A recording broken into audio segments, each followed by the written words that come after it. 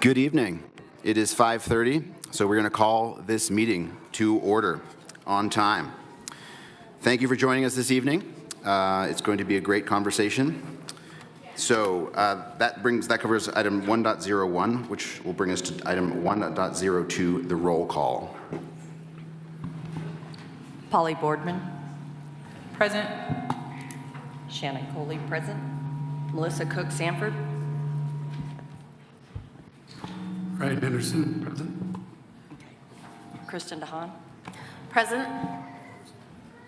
Cami Elquist Luray. Darren Fleck. Present. Ryan Henderson. Present. Betty Hirschman. Present. Mia Mansfield. Adriana Publico. Here. Tyler Rogers. Present. We have a quorum. Thank you. So before we get started, I just want to orient folks to sort of how things will roll this evening.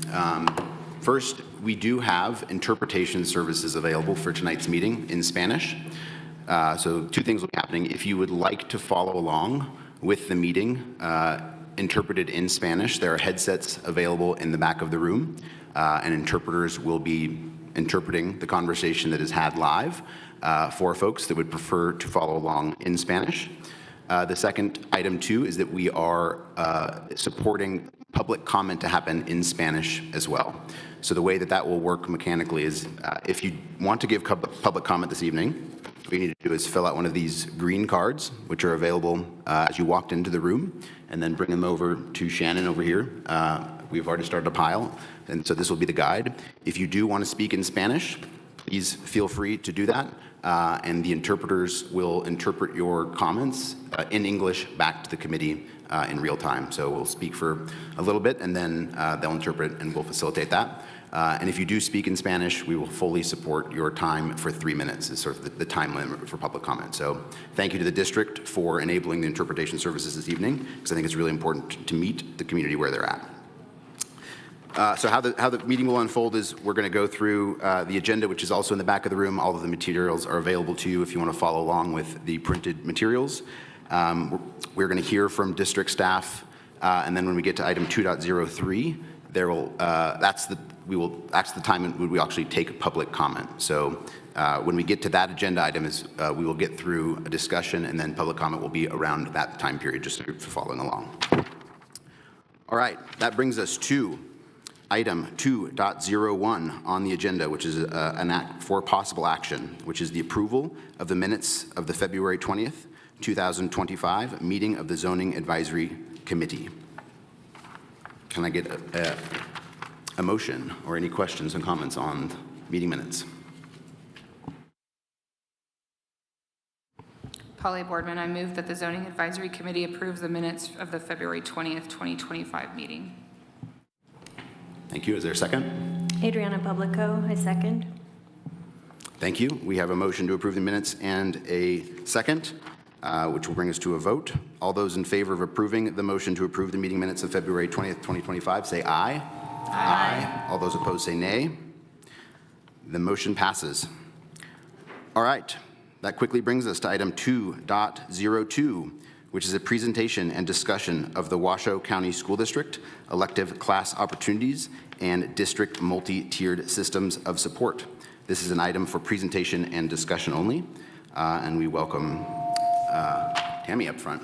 And just as a reminder, when we do speak, the interpreters did ask that we try to slow down our language just so that they can try to keep up with us. And if I give you a signal to slow down a little bit, please don't take offense, anyone, because I'm just taking a signal from the interpreter. So welcome. Thank you.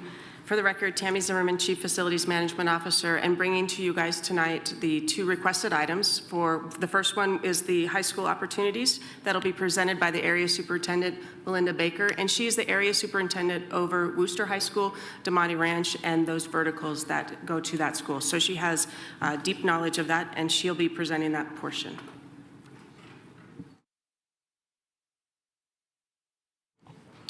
Good evening. Happy to be here. Melinda Baker, a proud area superintendent for both our Mustangs and our Colts. So one thing that is a happy celebration to just sort of lift up is that every single high school has a basic unit of offering for the electives that are near and dear to our heart. So examples are the performing arts. So theater, choir, all of our typical band, orchestra, those scenarios happen at baseline every school. Now, when we isolate Worcester and Damani, they also have each of them over 38 elective offerings. Worcester has 43 right now, Damani has 38. So very neck and neck. And because electives are driven by student request, those elective types might change based on student request, but at the heart of those similarities between these two schools in particular, I'm going to go into a little bit more about what that sort of looks like. So I'm going to slow down and back up a little bit and talk specifically, you can go to the next slide, about the difference in program. So Worcester High School has a dual language immersion or biliteracy program, which means students have the opportunity to engage in multiple languages, but we have a Spanish focus right now, and they get to learn in both languages. That's a special program that's unique to Worcester. Worcester is the only high school that offers that program. They also have the International Baccalaureate program, the IB program. And IB, just like dual credit or like AP, offers students the opportunity to gain college credit. So those two programs are unique to Worcester, and to Damani, they have the Performing Arts Center. So that is all of our performing arts. They actually have the same offerings that Worcester offers. However, they have more advanced courses in things like theater, things like band, orchestra, percussion, ensemble. It goes into a little bit more nuance, but they actually offer the same courses, just with a different emphasis. Damani Ranch also has kind of a higher profile of dual credit. It's one of the things that Damani specializes in, but for purposes of this conversation, all high schools will be offering dual credit in 26-27. So even that they are going to mutually offer. But to give you a kind of a broader perspective of why those differences matter, a good example is Spanish. So Damani Ranch offers Spanish dual credit, while Worcester offers Spanish and IB, so IB Spanish. Worcester also offers IB Chinese, IB French, some things that maybe Damani isn't offering.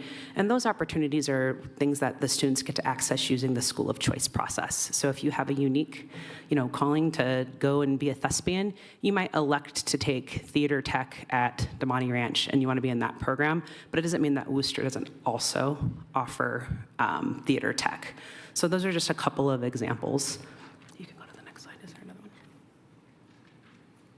Okay. So you can go back then. Do you guys have any questions? Thank you for that initial overview. Can you speak a little bit to the middle school as well, of maybe Vaughn electives as well, sort of how that's planned or currently exists? Sure. Vaughn electives are also driven by course requests and student need, just like at Marcy Hirsch here at Pine and also at DePaul Middle School. Vaughn, they are unique in that they align with Worcester with some offerings. For example, Vaughn offers 3 years of Spanish because they are feeding into a bilingual program. They also have a unique opportunity for AP language, and that's because they're, flowing into that language opportunity. They also have elective offerings that are done by quarter because of the IB program, the middle years program. So they're offering the same types of electives as DePaul, Pine, and Marcy Hirsch. They're just offering them in quarters so that all kids access those electives more frequently within their experience. Whereas at the other schools, the same elective offerings exist, but they might be taking them at a semester basis, sometimes at a year-long basis.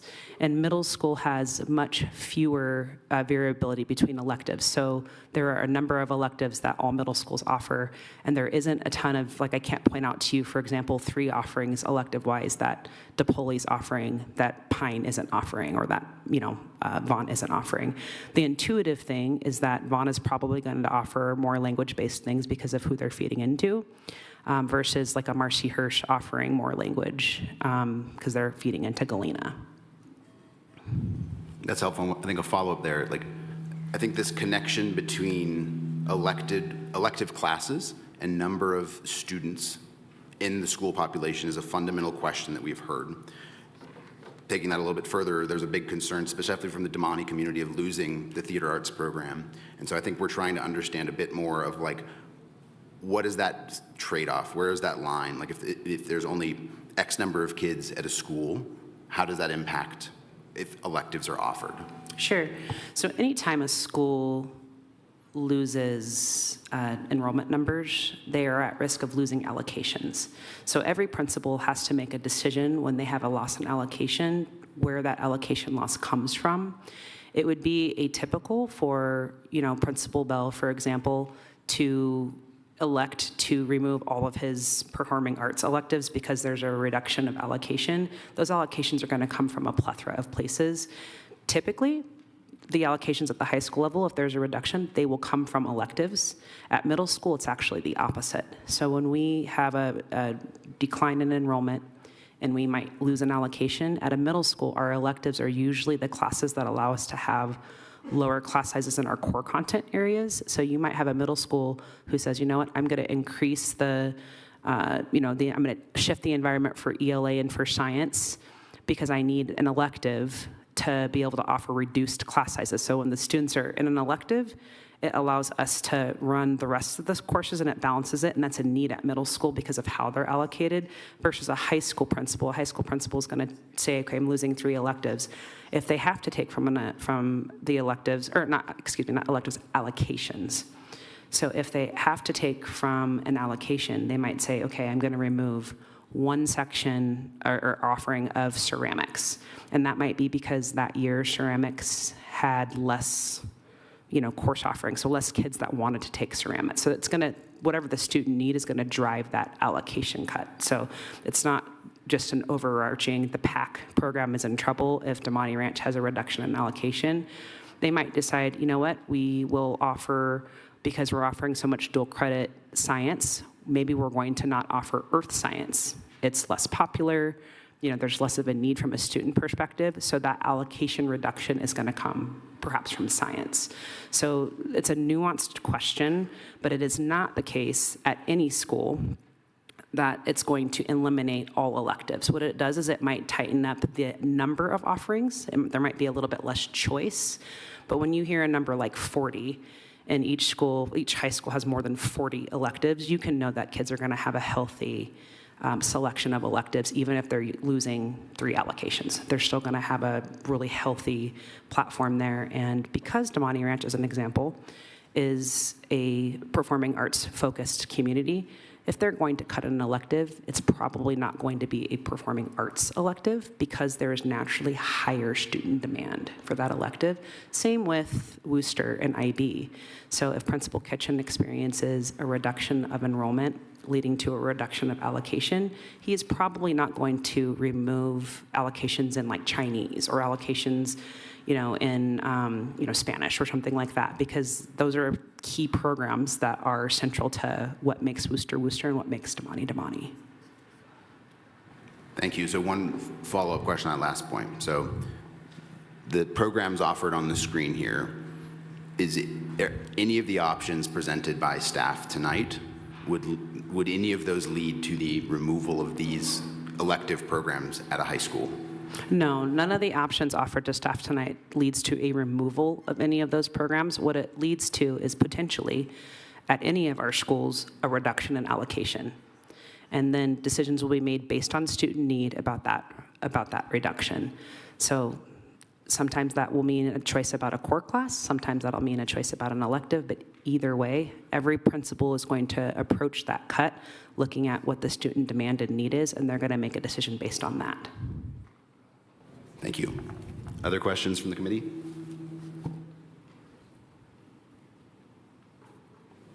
Sorry, Darren Fleck for the record. At Worcester, are non-IB students allowed to take IB elective classes? That's a really good question. So yes, they are. However, they're not going to be accessing some of the higher level IB classes because they are sequential in nature. But yeah, those offerings, the experience of rigor is offered at all levels, and the IB classes at some levels are offered to all students.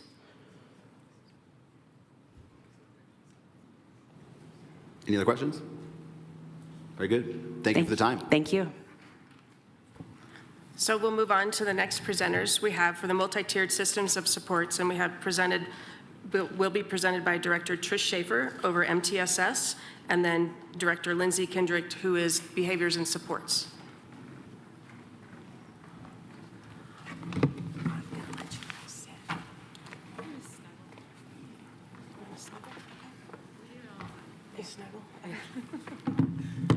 They're going to get cozy. Good teamwork.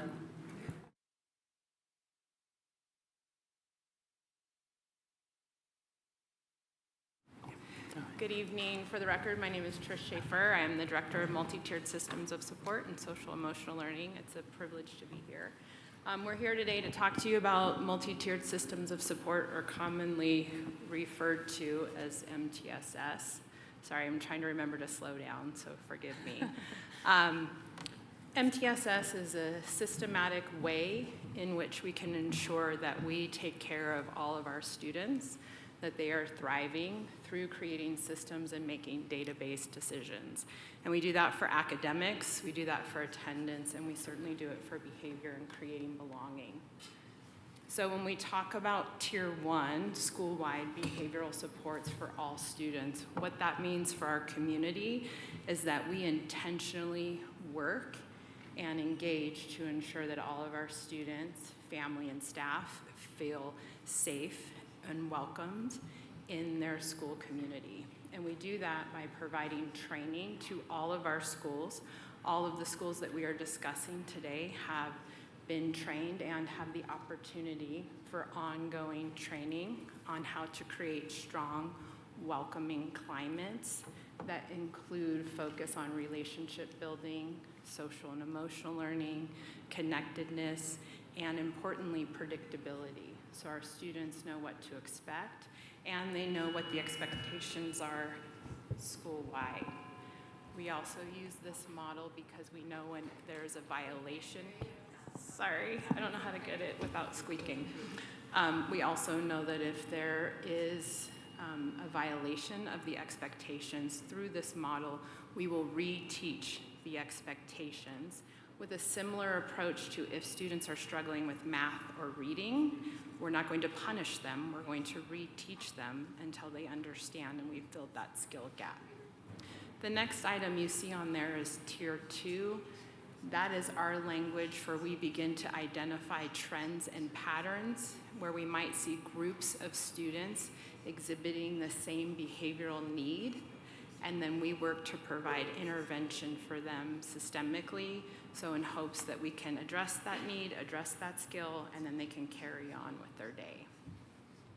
My turn? No. Okay, so I get the Tier 3. These are individual supports, so these are for our students that are showing some maybe unsafe behaviors in our schools, and the idea of possible removal through maybe a suspension is possible. The training there is around helping teachers and staff members learn how to welcome that student back, because that is their school and that is their community. So how do we welcome them back and try to create that safe environment? And that's around having those conversations about what harm has been done and how do we repair that harm. If it's a relationship between a teacher and a student, what does that look like, or a student and a student? And what conversations are we having to make sure that there's not repeat offenses? We also work very hard training assistant principals and deans on behaviors. We meet with them every 4 to 6 weeks, and we really look to them on what they want the training on, and we ask them, okay, we want to talk to school police, so we bring school police in. We have psych services come and talk about threat inquiries and threat assessments. We have data reviews. We have civil rights compliance coming and talking about bullying. Thank you. And we also encourage them to find that trusted adult in the building. How are we going to have this student find somebody that they can go to if they are struggling or if they're having problems?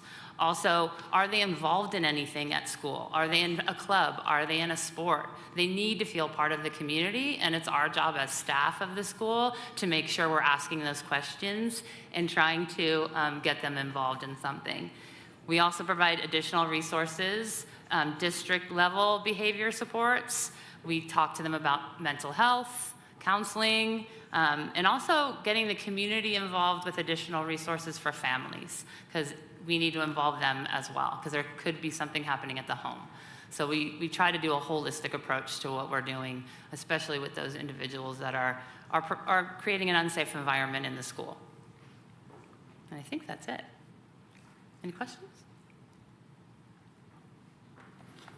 Thanks for the overview. I think one question I've heard is the understanding how resources that the district has are allocated across these tiers and what those resources are. And so I think understanding the mechanics a little bit more and the associated resources at each tier would be helpful to understand a little bit more.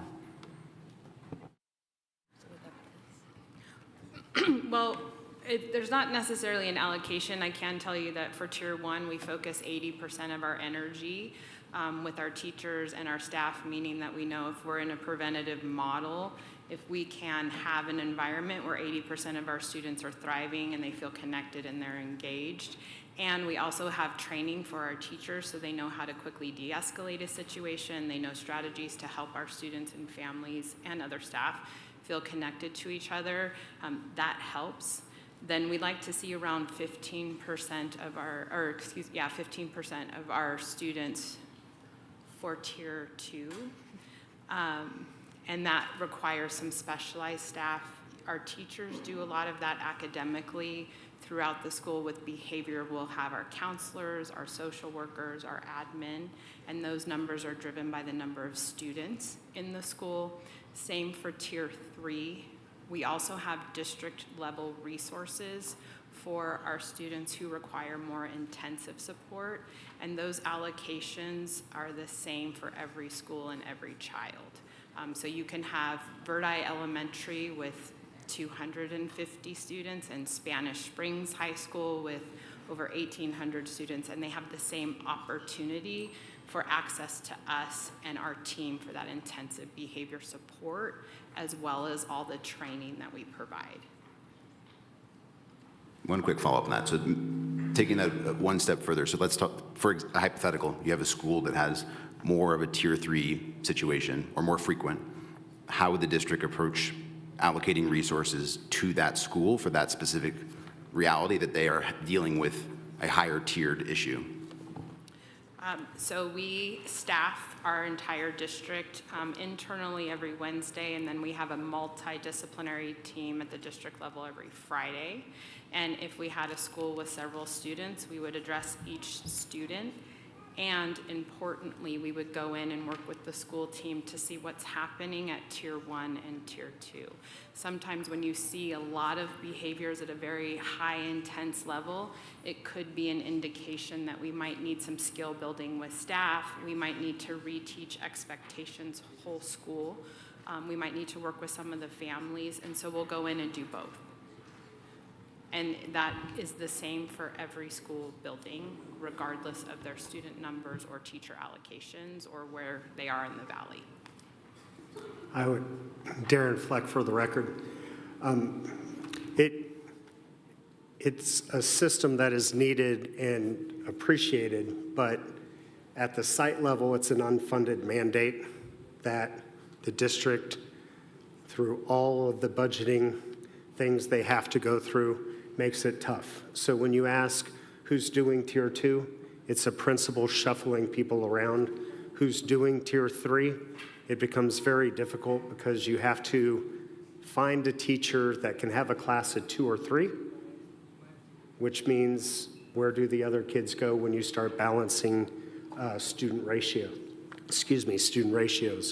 So, I mean, I think ideally everyone at the district would probably say, we'd love to have to be able to give each school people to specifically support, but it is specifically a challenge for on-site educators and the admin to implement all of these with fidelity all the time, even though training is great. It's hard, and it's not the district's fault with everything they're facing.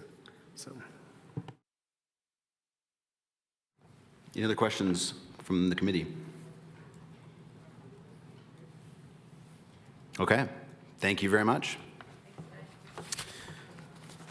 That brings us to item 2.03, presentation and discussion for possible action to approve enrollment zone adjustments for the 2026-27 school year, potentially impacting the following schools: Donner Springs Elementary School, Smithridge Elementary School, Hidden Valley Elementary School, Edwin Dodson Elementary School, Huffaker Elementary School, E. Otis Vaughn Middle School, Edward L. Pine Middle School, Marcy Hers Middle School, Kendall DePoli Middle School, Darrell C. Swope Middle School, Earl Wooster High School, Galena High School, Damani Ranch High School, and Reno High School. And this action is for possible action.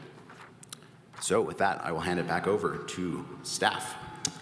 Thank you. We just wanted to kind of go through the outline of the meeting tonight. We have some housekeeping items. We'll present the options, and then we'll move to questions and discussions. Sorry, So here- one thing before we do get into, I want to remind the committee that as we are looking at options, we should keep in mind that we can think about these as different pieces of a puzzle to move around. And so as we study options, if there's pieces that you really like of one, we should take note of that and think about, we always have the opportunity to stitch together something that is maybe not on the screen. So just a reminder that we can always make our own option. Sorry for the interruption, but just a reminder. We're going to take a quick pause because we're going to swap out the interpreters.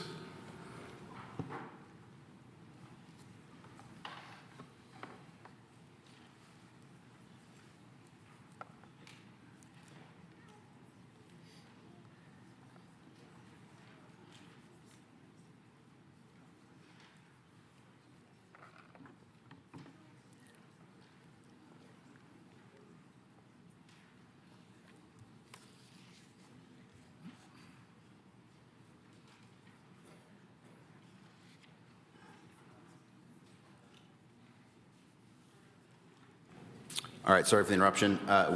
Again, a reminder for folks that if you've joined a little bit later, if you would like to submit a public comment, you need to fill out one of these green cards, which are available in the back of the room, and then bring them up and give them to Shannon over here at the side desk. And again, we are able to facilitate public comment in Spanish this evening. Back over to you guys, thanks. Thank you. Just wanted to kind of focus the group a little bit on some of these school of choice. But before I do that, wanted to remind you the Board of Trustees has approved the temporary closure of Pine, and that is what is creating this rezoning. We need to rezone these students to another school. I also want to kind of refocus it that we are intending to build a new elementary school on this campus that has been talked about with having the Smithridge and the Dodson community coming together, but that will be coming to you as the committee for zoning in the future. So kind of thinking about the future of what this means and how we proceed with that as well. With that, we'll talk about school of choice. We are intending for a third round of school of choice to happen and be opened once the zoning advisory committee turns a recommendation into the board and the Board of Trustees approves that, then we can determine when that third round of school of choice would be open. And that would be for specific schools that are allowed the school of choice, specifically DePoli, Hers, and Vaughn only. Currently, right now, Swope is closed to school of choice. Wanted to remind the group of the alignment of the attendance zones and the legacy grades that are available for that. For this, the 12th graders entering school in 26-27 would be the ones receiving that legacy consideration based off of the admin reg.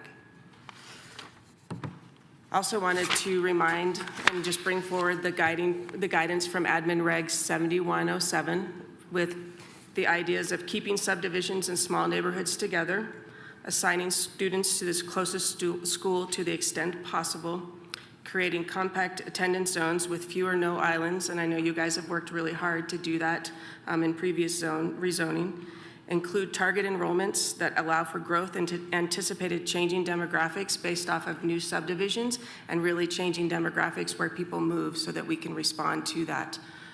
That's what that change in demographics means. Comply with feeder patterns to the extent possible. Avoid placing a transportation burden on identifiable diversity subgroups.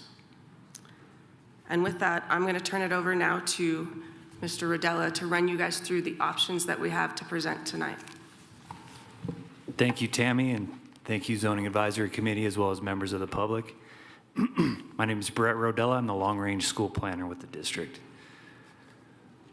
As Tammy mentioned, focusing the discussion on the impending temporary closure of Pine Middle School and transitioning it into an elementary school, we need to find new middle schools for the elementary schools that zone into Pine. A quick overview of our options. The main focus of them is variations on what happens with Smith Ridge, and towards the end we're going to entertain a split at Huffaker to send it to Swope Reno and hers in Galena. And I wanted to reiterate what Chair Rogers mentioned about the Zoning Advisory Committee's ability to piece variables from different options together, that the options presented tonight are not end-all be-all. So as for option one, everybody's seen this, I think, since the start of our meetings this year. Option one looks at putting Dodson, Hidden Valley, and Smith Ridge into Vaughn and Wooster. It sends Donner Springs to DePoli Middle School and remains DeMonte High School. And it puts Huffaker into hers in Galena. Our office recognizes this option as most compatible with the administrative regulations, and thus falls as staff's recommendation. This is a look at the before and after geographies. You can see really in the middle, the black and purple line on the right falls below the Smith Ridge enrollment boundary. The purple line falls below Dodson, and the purple line also wraps underneath Hidden Valley to bring those schools into Vaughn and Wooster. A quick point about the Talus Valley subdivision, which is approximately, it's southeast of where we are currently. Talus Valley subdivision is currently underway constructing 2,700 plus residential units. The entire development is within the DeMonte Ranch High School enrollment boundary. That's the same for DePoli Middle School. That property or the project has been acquired by home builders Toll Brothers and Lennar Homes, so the confidence that they build out all of their units is strong. And lastly, we're expecting several hundred homes to be absorbed by families by 2028. So main thing here is we're expecting a substantial amount of development. The anticipated student generation is in the top right of that picture, showing 320 elementary school students, 128 middle school students, and 166 high school students. Brett, question. Yeah. When are those numbers projecting for? That would be by 10 to 15 years. Brett, Eddie Hirschman for the record. So what role does the declining number of youth, I remember we had talked earlier about the decline, how does that affect this projection? I don't know if the declining youth really impacts this projection. I would say that cost of housing would impact, the generation rates that we're seeing here above most things, if that helps answer the question. Generally, to talk on declining enrollment numbers, we're experiencing a mix of low birth rates, high cost of living in the area, and then competing charter schools. Those are the three main factors as that goes. So for option one, this is what the student enrollment projections look like. Everybody's seen this before, at least on the committee and some from the public.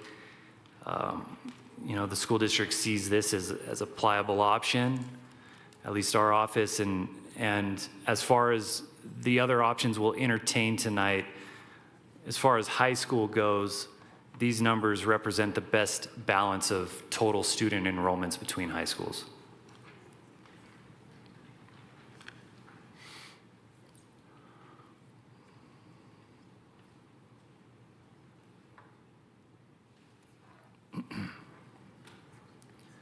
moving into options 4 and 4A, a couple special considerations to make here is Tammy mentioned that the board moved to temporarily close Pine Middle School after the 25-26 school year. That board vote came with the expressed intention to combine Smithridge and Dodson elementary schools, the majority, if not the entirety of them, onto the Pine Middle School campus.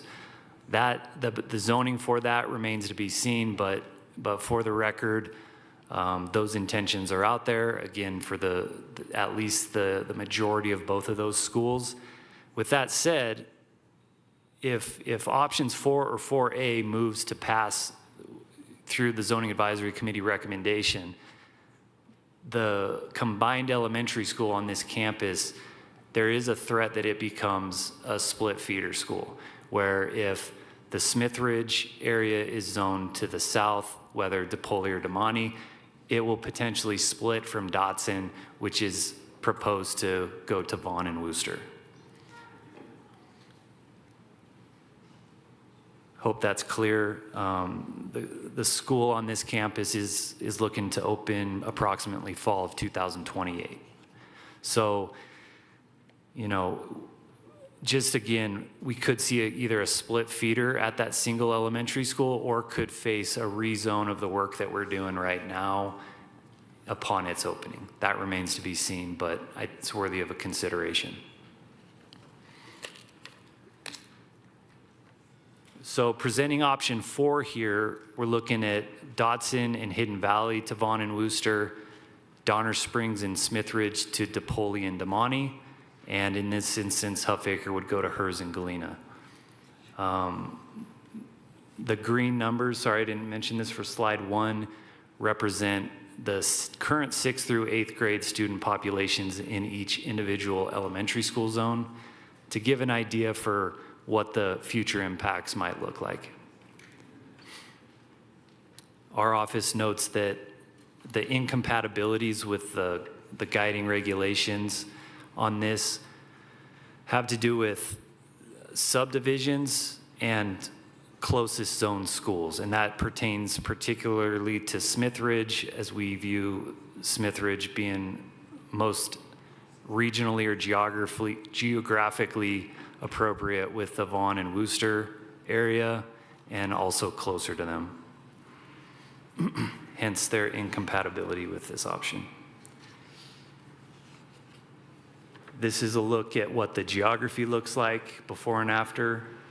As you can see, that black and purple line covers the top of Smithridge, bringing it into DePaul and Damani. Same goes for Donner Springs, and everything north of that black and purple line on the right, towards the middle of the screen, heads north to Vaughn and Wooster. And taking a look at the student enrollment projections for option 4, I think the biggest thing that stands out here is the low projections at Vaughn.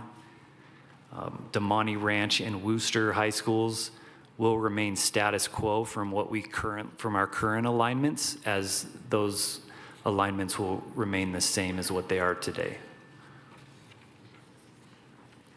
One other point about the middle schools here is that there's a significant imbalance between DePaul and Vaughn.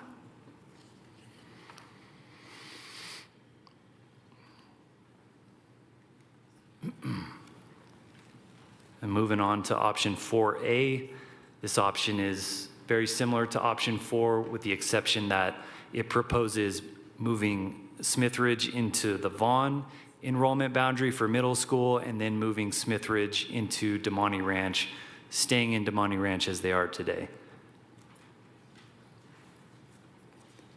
The incompatibilities with our AR regs, again, are recognized at 1 and 2, which have to do with subdivisions and closest schools.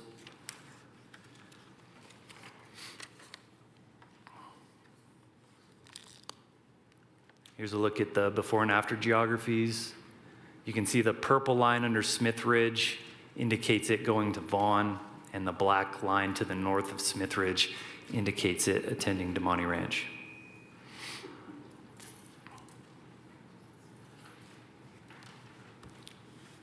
The student enrollment projections for them. The middle school projections are identical to option 1. The high school projections are identical to option 4, and those are status quo to what we are currently projecting. In other words, those enrollment boundaries do not change at the high school level.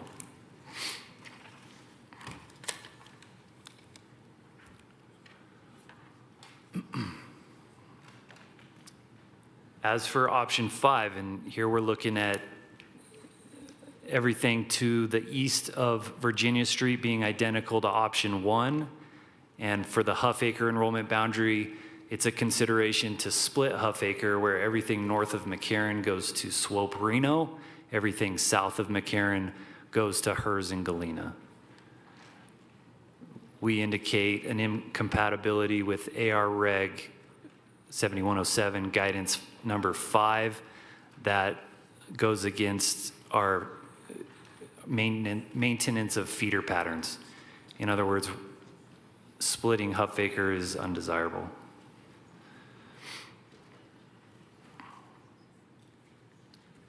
A look at the before and after of the geography here with numbers of current 6th through 8th graders north and south of McCarran.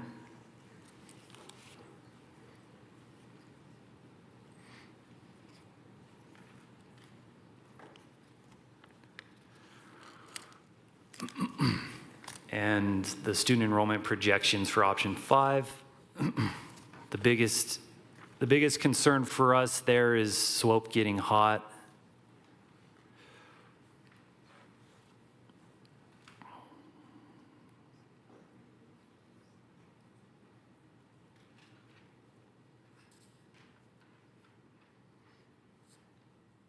This option favors Wooster.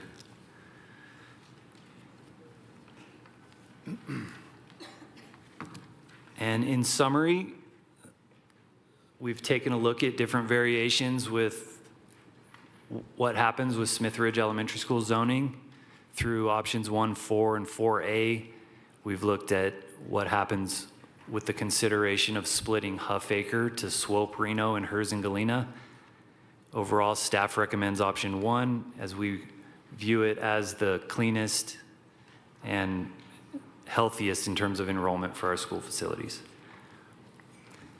One final point is that any recommendation approved by the ZAC tonight is anticipated to be presented to the Board of Trustees for possible action at their April 22nd meeting, and that these changes are proposed effective for the 2026-27 school year. I will open it for questions and discussion. Thank you, Brett. Great summary and options, thank you. I've got a few, and I'm sure the committee does as well, but I want to start a conversation with you all about walk zones and transportation. I had the good fortune to ride the school bus yesterday and to understand the importance of transportation to especially this community that we're in right now. And so I think it would be helpful to understand the impacts of some of these options and the nuances around middle school and high school walk zones, especially from this community, as well as sort of transportation options across these different options and sort of implications. Sounds great. As far as I can tell you with transportation, we would anticipate that should Smith Ridge zone north to Vaughn and Wooster, Smith Ridge enrollment boundary would receive transportation to Vaughn. However, is outside of the walk boundary for Wooster, therefore would hence, they're inside the walk boundary for Wooster, hence would lose transportation to Wooster or not receive it. Any changes to Huffaker Elementary would receive transportation to their zone school. Changes to Donner Springs are anticipated to receive transportation to their zone school should they need it. Same with all other schools, including Dotson and Hidden Valley. So the main point there or difference outlier is that the Smith Ridge would receive transportation to Vaughn, however, not Wooster.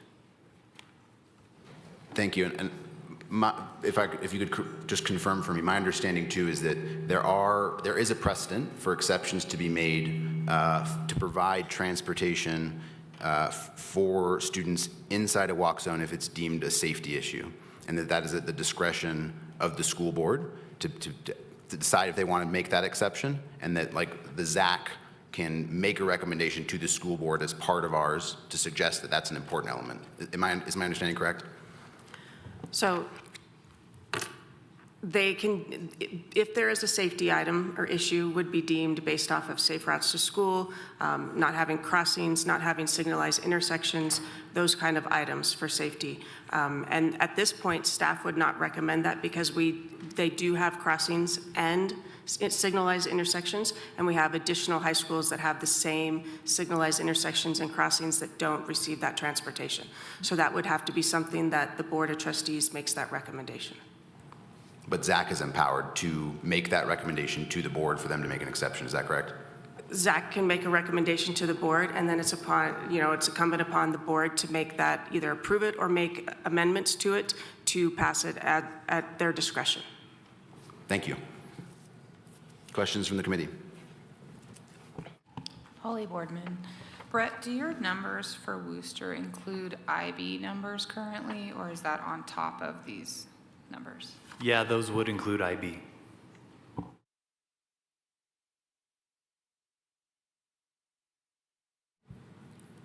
Hi, Brett. Shannon Coley for the record.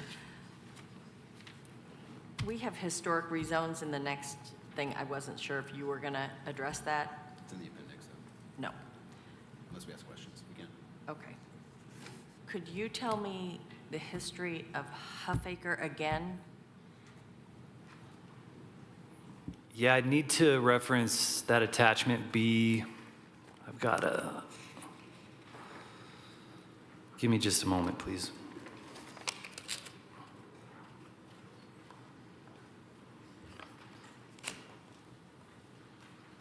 So Huffaker, up until the 2019-20 school year, split into Pine Middle School and Galena, as well as Reno and Swope. That was changed in the 2020-21 school year to feed into Pine Reno.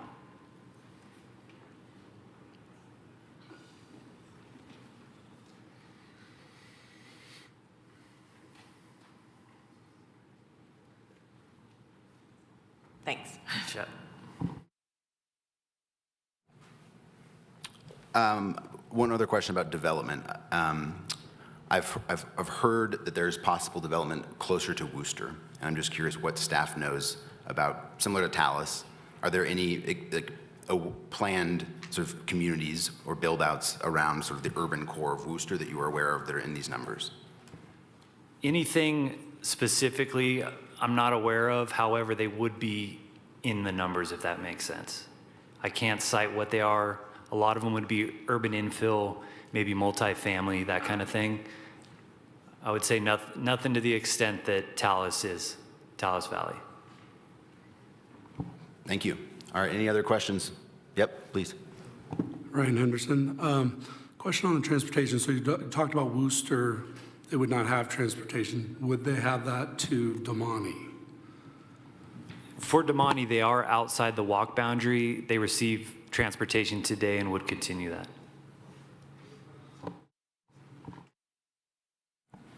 Kristen Dahan for the record. You were talking about Vaughn Middle School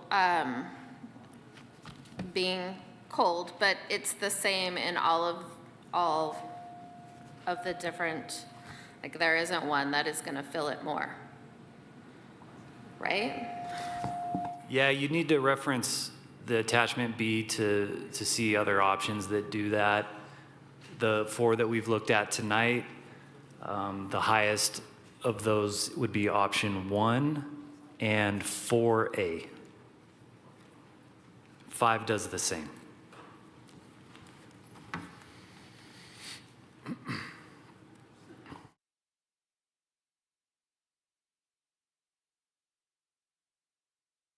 Thank you.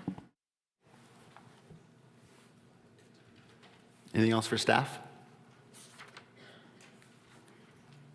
Okay, I'm not seeing any lights. So thank you both very much. Thank you all. All right, so that brings us to the point of public comment. And I know the room is full. I don't think I personally haven't had a ZAC room as full as this. So first I want to thank you for coming out. This process really only works if we have citizen engagement. The committee has received a plethora of written comments, which we have read, but we are here investing time in the community that is impacted to hear your voice directly. And so that brings us to that portion of this evening. I know that this is an emotional topic, and so as we dig into it, my ask is that you pour your passion into the microphone, but we sort of maintain a level of decorum across the room as the conversation continues. So with that, we'll open up for the first public comment. Kelly Roper. Again, please, no applause, please. Again, pour your passion into the microphone. Thank you. My name is Kelly Roper for the record. I would like to thank you for listening to the parents from Huffaker last month when we explained to you why hers and Galena made more sense geographically. I know there were parents here last month that talked about wanting to keep Swope and Reno and perhaps creating a split feeder. I do not think this is a good option. To start with, half the homes that used to have Swope and Reno would not get that zoning back, as you're now using McCarran and not Lakeside Drive. But most importantly, I have the perspective of what it's like to watch my girls go from kindergarten to graduation.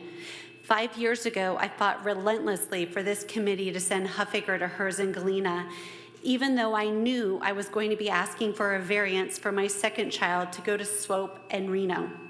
I was fighting for what I thought was best for the kids that go to Huffaker. When my girls were at Huffaker and it was a split feeder, I was constantly aware of whether or not their good friends were going to go to middle or high school with them. I watched people move homes as middle school approached because they were not going to be at the same school as their children's friends. After Huffaker was rezoned to Pine and the class of 2026 came to Reno, I drove a carpool from cross country with 2 boys that went to Pine. I heard how they felt like complete outsiders, barely knowing anyone. I chose to variance my daughter to Swope, and I had the luxury to drive her.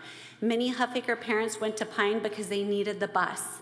Yes, Huffaker's zone is large and inconvenient to zone to middle and high school, but that's why there's school of choice. I think this committee needs to do right by all the kids at Huffaker and keep them aligned elementary to high school. For the parents that choose for their kids to make new friends, they can, versus the kids that are on the wrong side of McCarran that are forced to ride the bus and be separated from friends they've made. I do not support option 5.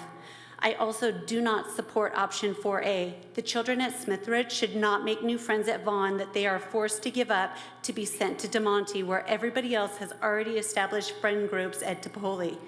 If Smithridge is needed to keep the Signature Academy at DeMonte thriving, Smithridge should go to DePoli. As one of your own committee members mentioned in February, perhaps Smithridge at Vaughn could create rival gang problems, making DePoli and DeMonte a better choice anyway. I understand sending Smithridge to DePoli and DeMonte may create a situation where Vaughn looks underutilized, but in order to utilize Vaughn, are you going to sacrifice DeMonte? I support option 4. Thank you. Thank you. Paige Rath.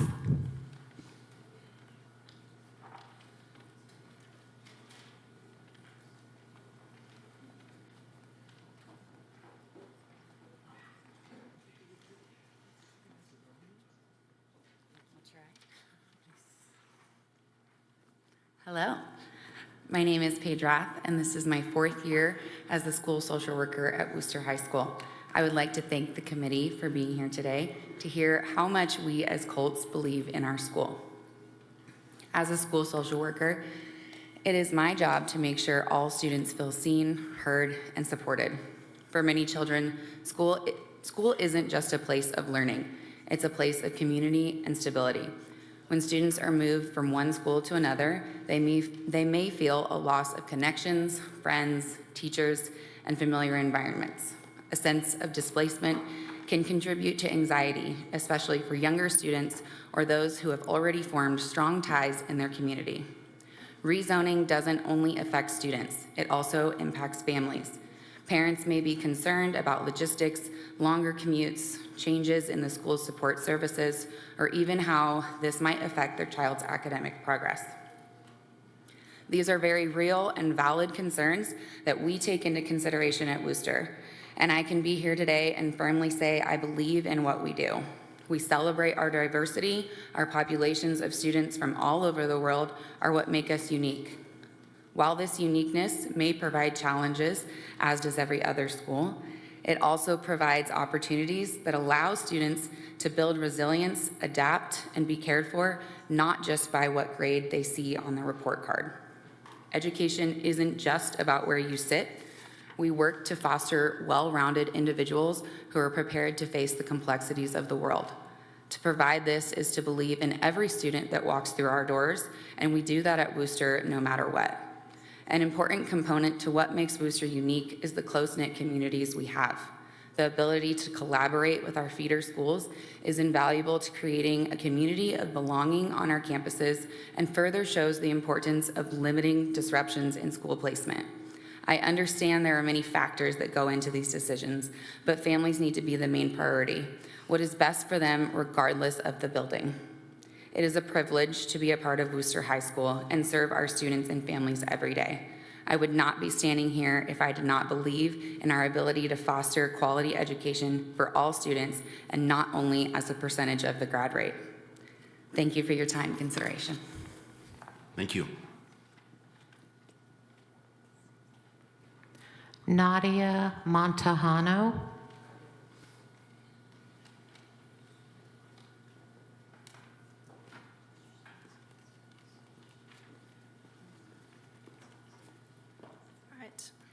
Hello, I'm Nadia Montejano, Worcester's current student body vice president.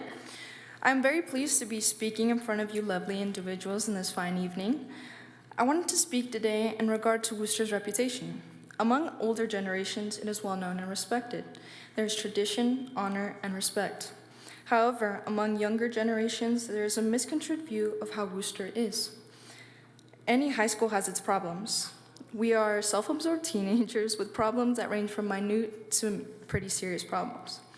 Nevertheless, there is so many amazing things that the school has offered me during my time here.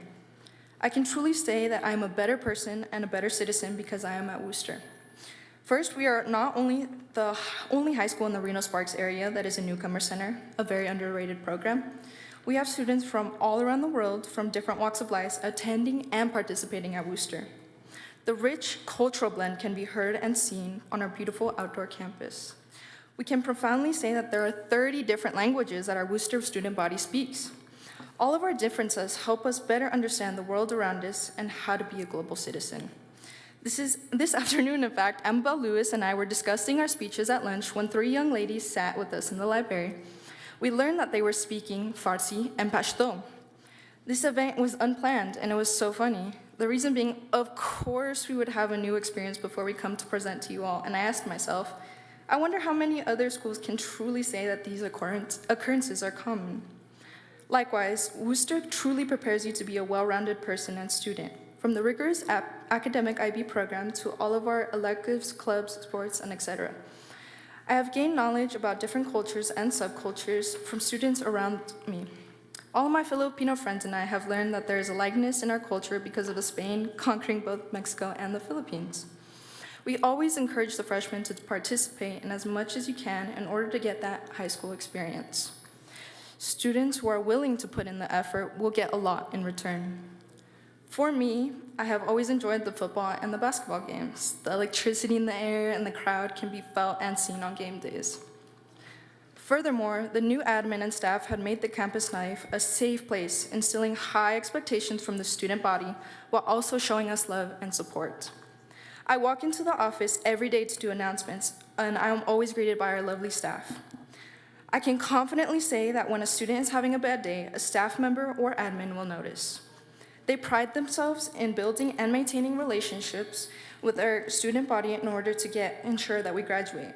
In saying that, Worcester has a great community and will only get better once I graduate because of the work staff, admin, and students have put forth. Thank you very much. Thank you.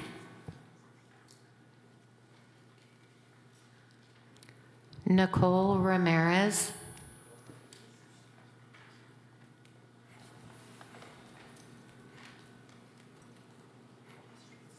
Just a friendly reminder that, the slower that we can speak, the better for our interpreters. Thank you. Good afternoon. My name is Nicole Ramirez. I'm the student body president at Earl Worcester High School. I'm honored to stand here today and speak about how much Worcester has shaped me into the person I am. I am proud to be the third member in my family to serve as the student body president. It has truly been an honor to lead this incredible campus and carry on a legacy that means so much to me. Watching Worcester evolve over time, from new programs and traditions to stronger student involvement, has been inspiring. As I walked through the halls, participated in events, and worked alongside with students, teachers, and administrators, I've seen just how special this community is. It's one that encourages every voice to be heard, every dream to be chased, and every student to feel like they belong. That's the kind of place Worcester is, and that's the kind of place I've been so lucky to lead. I am proud to represent a school where every student is encouraged to be themselves and reach for greatness. Worcester isn't just a school, it's a family. It's a place where we celebrate each other's wins, we support each other through tough times, and where every person matters. From the students who show up early to help set up events, to the teachers who stay late to make sure we succeed. This community is built on dedication, heart, and shared belief in one another. Worcester is where leaders are made. It's where we speak up, stand tall, and push boundaries. This isn't just a school, it's a starting line to something bigger, a place that dares us to dream bigger, work harder, and never settle for good enough. At Worcester, we rise together.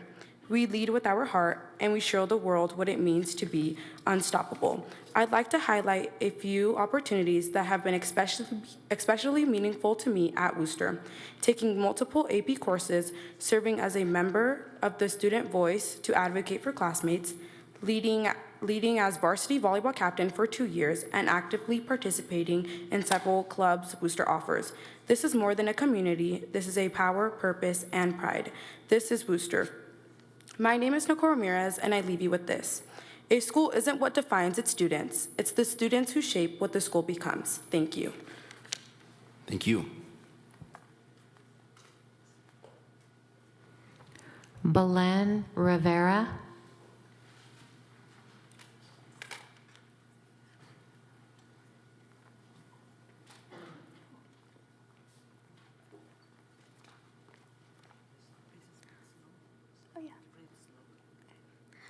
Good afternoon, everyone. My name is Belen Rivera. I'm currently a junior at Worcester High School, as well as an IB/AP student involved in many extracurriculars throughout the school.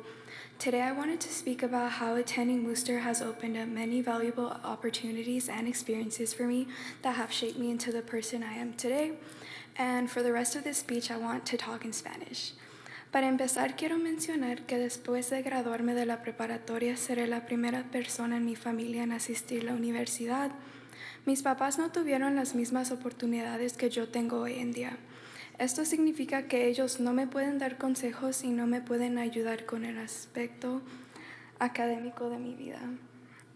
Por eso estoy muy agradecida de tener un sistema de apoyo en la escuela. Al igual que yo, varios de mis compañeros y algunos de mis maestros han pasado por experiencias similares, así que todos podemos relacionarnos.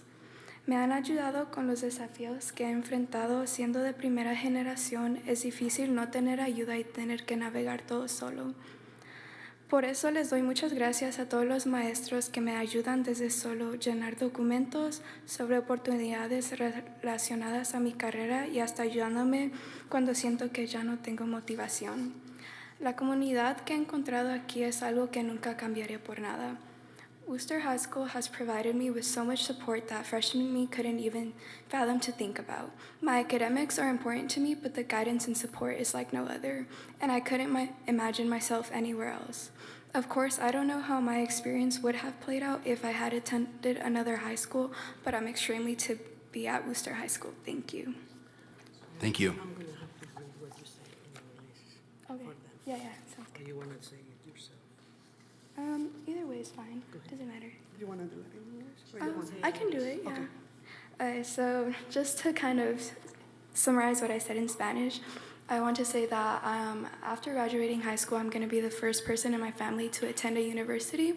And just because my parents never had the same opportunities that I have today, they can't really help me with the academic aspect of my life, and they can't really give me that guidance. They can give me the support, but they can't really give me that advice just because they've never been in my shoes.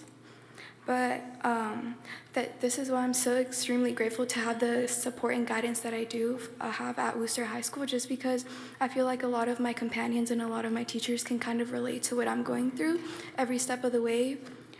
And because of this, they've been able to help me with all the challenges that I've faced along the way.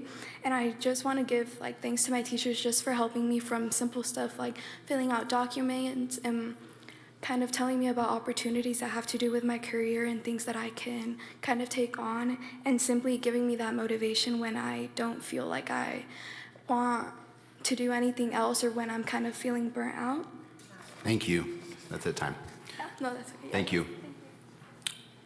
Just a reminder, too, that if you do want to share public comment in Spanish, let us know as a heads up so then we can get the interpreters queued up so that they can translate in the middle of the comments. Thank you. Who's next? Margot Gould.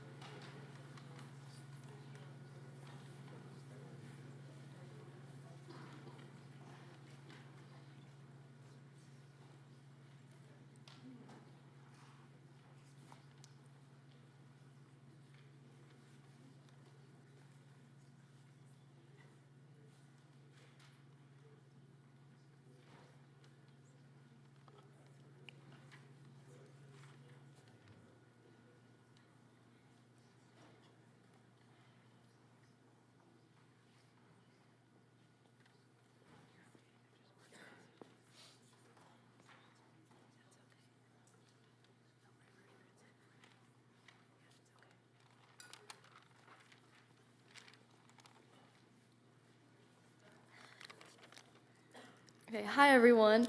My name is Margot Gould. I'm junior class president at Worcester High School, proudly on the student advisory board as well as an IBAP kid. For the rest of this speech, it will be in Spanish.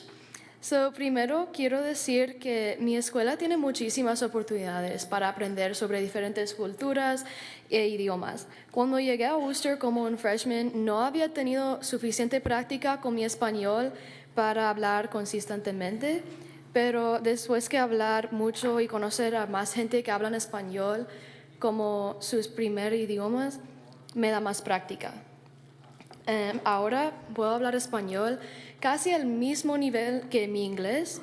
Y también otra cosa para notar es que tomé una clase de chino en mi primer y segundo año de high school, y ahora puedo entender no solamente español, pero también un poquito de chino y también su cultura que tienen. Para continuar, En mi opinión, creo que esto es más importante y interesante también que solamente saliendo bien en clases como matemáticas y ciencias. Y para continuar y hablar sobre aspectos académicos, quiero decir que tenemos uno de los programas más rigurosos del mundo. Es el Internacional Bachillerato o International Baccalaureate Program. Y tenemos uno de las clases más avanzados que puedes hacer también con los estudiantes más dedicados y trabajadores. Y por esto estoy agradecido de decir que tenemos todas estas oportunidades que incluyen un programa tan riguroso, desafiante y gratificante, y también la habilidad de conocer más sobre diferentes culturas alrededor de todo el mundo. Todo este conocimiento se quedará conmigo siempre, y por esto quiero dar muchas gracias a mi escuela, Worcester High School. And just to kind of end things, if you do take anything from this, I would like to say that despite any bad reputation our school might have, I really enjoy being here, and it's probably been the highlight of my life so far. So thank you. Thank you.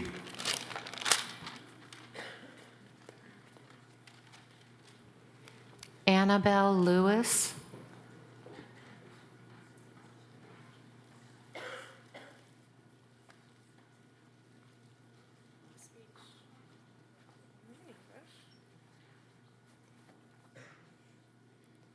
Good evening. My name is Amabel Lewis, and I'm a senior at Worcester High School, and I'm happy to be here today to share the invaluable experience that has been my education at Worcester High School. While I'm not originally zoned for Worcester, the choice I made to attend 4 years ago through the International Baccalaureate program is one of the best decisions I've made. I cannot understate the appreciation I feel for my teachers, coaches, and peers at Worcester and their role in making me the person I am today.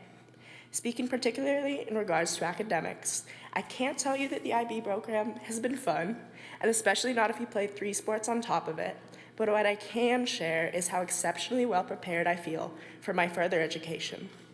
I am one of many students who has had an excellent experience at Worcester, just as many students have had at Damani. I can fully understand why Damani students still wish to have a valuable part of their school community move to a different high school. This would not only uproot communities like Smith Ridge, but also permanently alter the ethnic and economic makeup of Damani. What I do not understand is the negative portrayal of Worcester High School that many students felt the need to make in advocating against this rezoning. If the initiative was not meant to downplay or attack Worcester, then arguments should not have implied that Worcester High School is an unsafe school or one incapable of supporting its student population. As a member of the Student Advisory Board and Student Voice here at Worcester, I'm glad to see students use their voices to support a just cause that they believe in. However, in doing so, I cannot understate the importance of understanding your own bias. Just as I am biased towards Worcester, Damani students are biased towards their own school. I am not fit to speak on the diversity or environment of Damani because I have not attended Damani. In the same way, Damani students must understand that their arguments and their use of evidence is biased. This evidence can be in regard to safety, but can also relate to claims made about the diversity of the Worcester community. I know many of us at Worcester were confused by the implication that Worcester lacks diversity, and the statement made in the Reno Gazette-Journal article regarding this issue that transferring from Damani education to a Worcester one would strip Smithridge students of the benefits of a diverse and integrated learning environment. Yes, Worcester is 70% Hispanic. However, diversity is much more than just a line on a graph, and it would be ridiculous to treat it as anything less than such.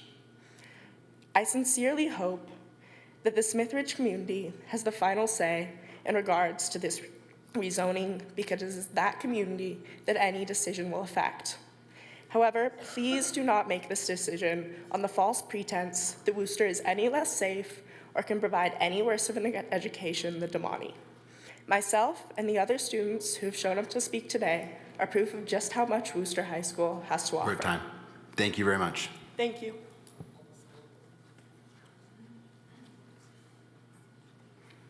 James Frazier.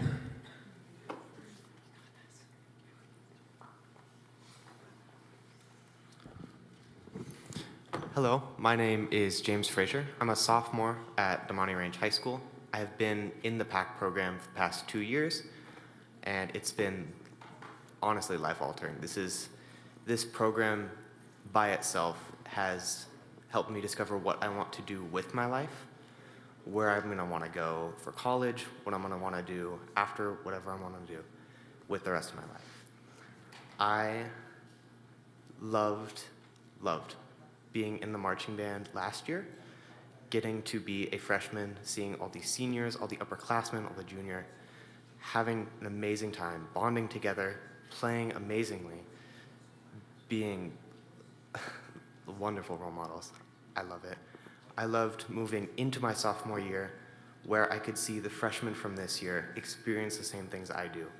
I am stoked to get to see the freshmen again as a junior myself. One of my best friends, Spencer, right there, he was a junior last year during my freshman year. Inspirational. Love that dude. I am over the moon that I get to try and be in his place for the freshmen next year. I hope that I can be as much of an inspiration to the entire class as he has been to me. I couldn't imagine what Damani would be without the PAC program. I know there would be a future. I know it would be a great place. The spark would be gone. There wouldn't be as much of a push, especially for the performing arts students, the dance students, orchestra, band, choir, everybody. It wouldn't be there.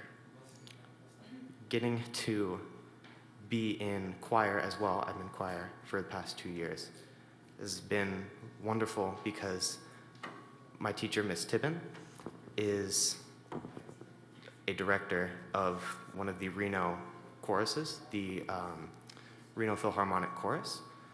Wonderful director, amazing teacher. Couldn't have been, in any aspect of my life, a bad decision. It has improved everything about my life so far. It has made going to not just my musical classes, but all of my classes more enjoyable when I get to look forward to having classes such as my music classes that I get to attend.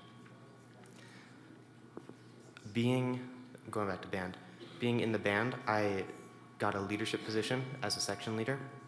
It's been amazing. It's helped with, pushing for the students to be better humans in themselves. Oh, okay. Thank you for your time. Thank you.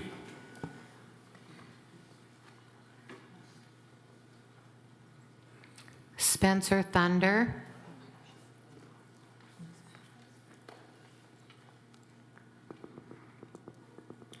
Hi, I am Spencer Thunder. I am a senior at Damani Ranch High School, and I have been in almost every program that encompasses our PAC program.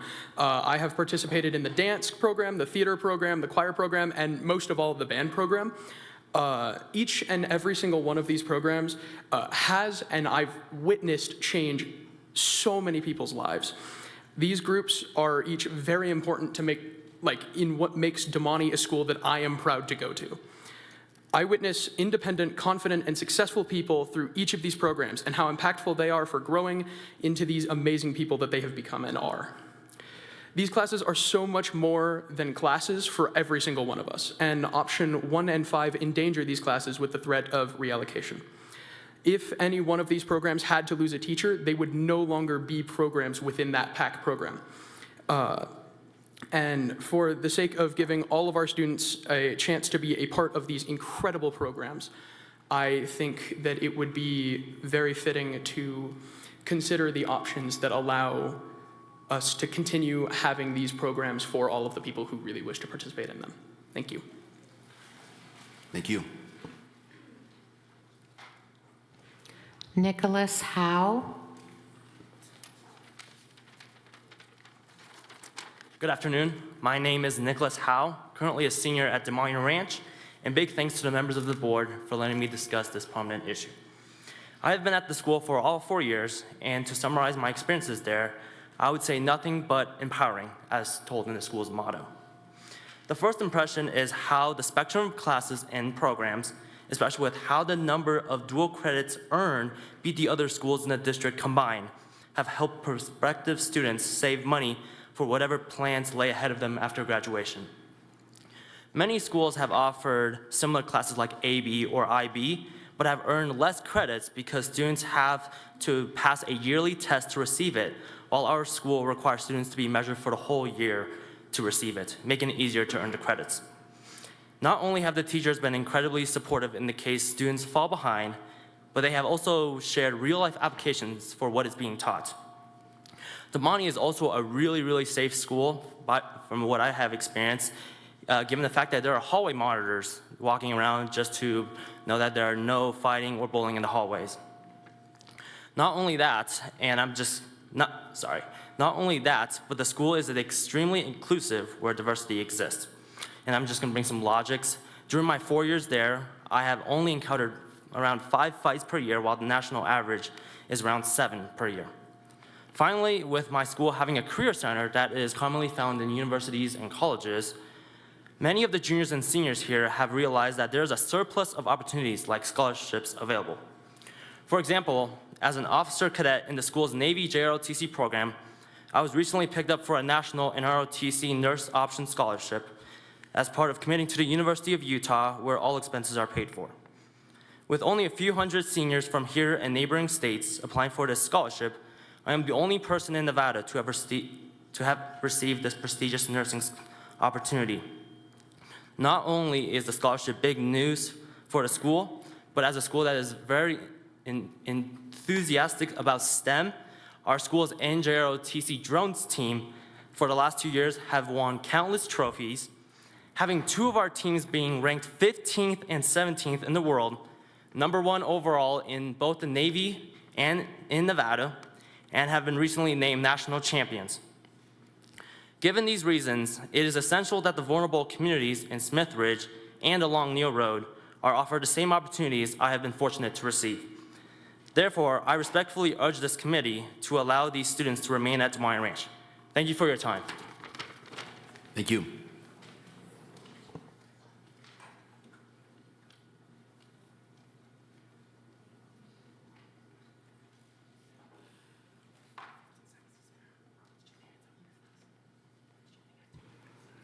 Mazara Valero Rivas.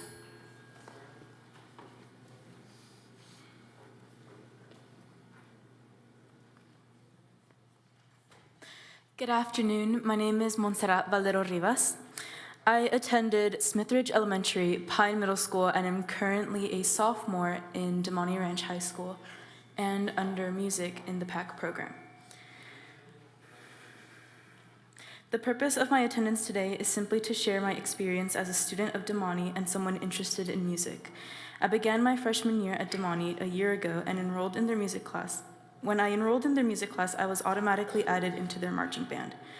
Band camp is hosted every year before the official first day of school and usually lasts between 2 weeks.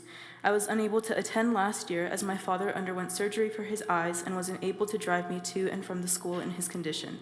I don't blame him for it, but it cost me the opportunity to get to know anyone, to have at least one person I could look forward to seeing on the first day. It was around the first week of school that I realized there wasn't anyone I recognized. The handful of students from Pine were overwhelmed by the number of students from other schools. I didn't share many classes with them besides music, and it was there that I would truly try and create bonds, to attempt at a friendship.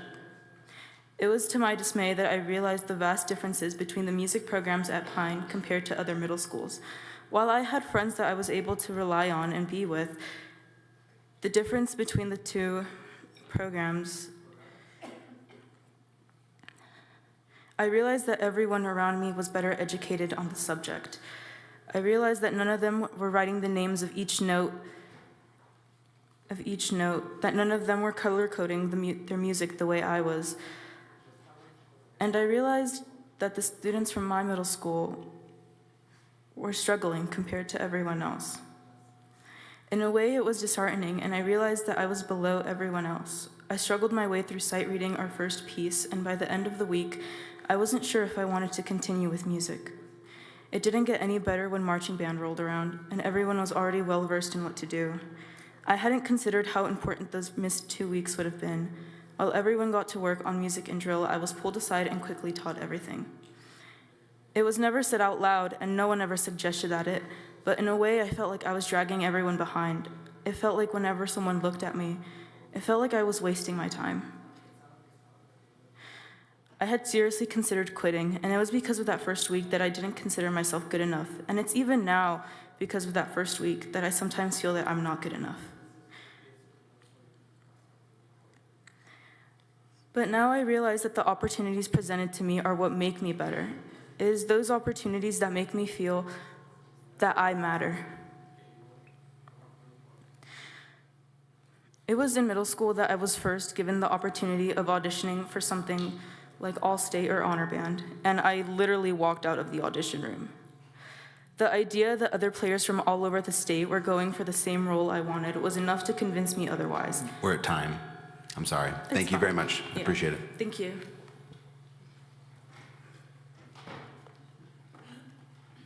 River Abel.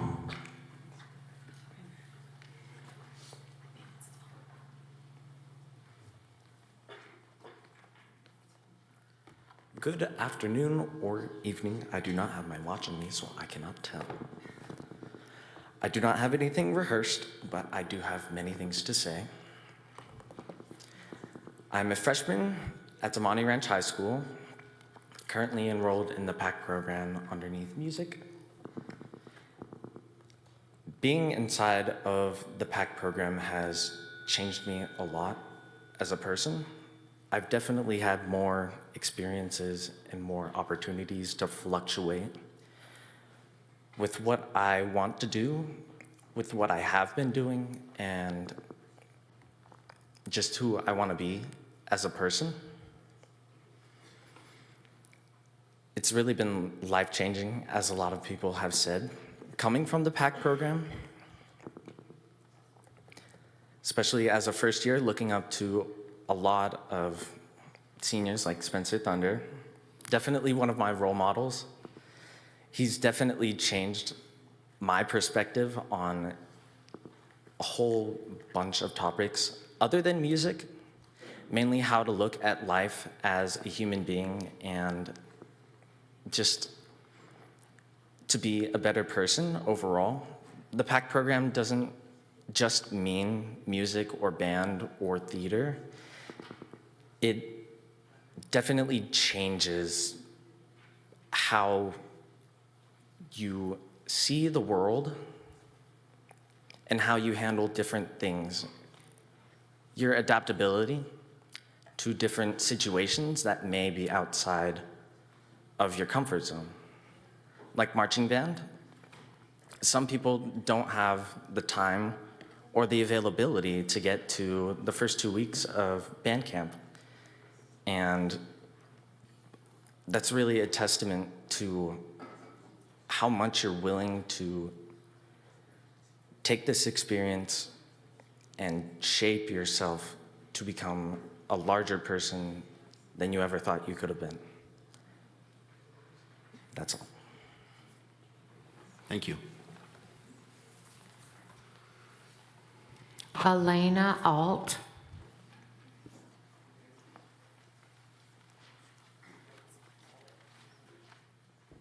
Good evening.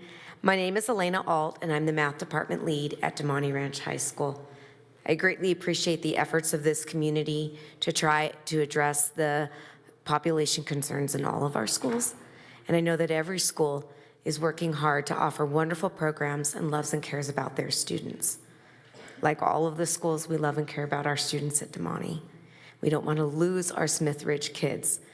We only got them a few years ago, quite frankly, and we bonded with them. We've made relationships with their families. And I believe it's really important for this population to be able to have some stability, to have some consistency. When I heard some of the students from Worcester talking about being like third generation at Worcester, you know, our kids at Smith Ridge deserve to have a situation where they're not shuffled around from school to school. And if we do rezone them, then they'll have been at 3 different high schools in like a 6 or 7 year period. I think that's really challenging for any community. And we really want to make sure that we're advocating for our students who we care about so much. We also want to advocate for our programs at Damani, because if we lose like 300 students, that's around 10 teacher allocations that we lose. You can't just, when you're talking about elective credits, you can't just lose like one section of a course. You lose a full teacher. And so what we have is if we have one band teacher and that teacher gets cut from the allocations, and you don't have that program. Or if you have one dance teacher, you can't just lose one section of dance, you lose a program. And so I ask that you guys strongly consider that this community at Smith Ridge deserves to have consistency. They deserve to be protected. Although school of choice is an option at our school district, it's not really an option for many of these families because transportation is a huge barrier. And so when I spoke to my sophomore students who were living in these neighborhoods and who would be impacted by this rezoning, what they told me is that they would be very sad to leave their school. Not because another school would be worse, but because this is where their relationships are. And this is where their community is. And so I'm asking that we strongly consider keeping Smith Ridge at Damani, that we protect the programs at Damani, and that we provide for this particularly vulnerable community the opportunity to have stability and build tradition with the school that they've already been investing in. Thank you very much. Thank you. Jennifer Wilhelm.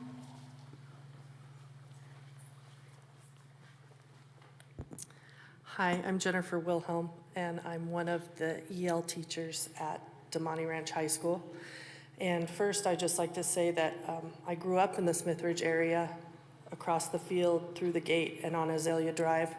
So this topic is very close to my heart, and these families and students are very, very close to my heart. I would like to say that my colleagues at Worcester High School are wonderful. I think that they have a wonderful program there, but we love our Smith Ridge students. And we work really hard to form relationships with them and their families. And much like Elena said, 4 years ago when I came to Damani High School, I rezoned. I came to the high school at the same time that these families and their children were rezoned to Damani. And they've only been here for 4 years. And so we're talking about moving them again after 4 years. And as the EL teacher, that just seems like it's a population that needs stability and needs relationships, and we love them. And that's really all I want to say about that. Thank you for your time. Thank you for serving on the board. Thank you. Thank you. Sydney Bouchard.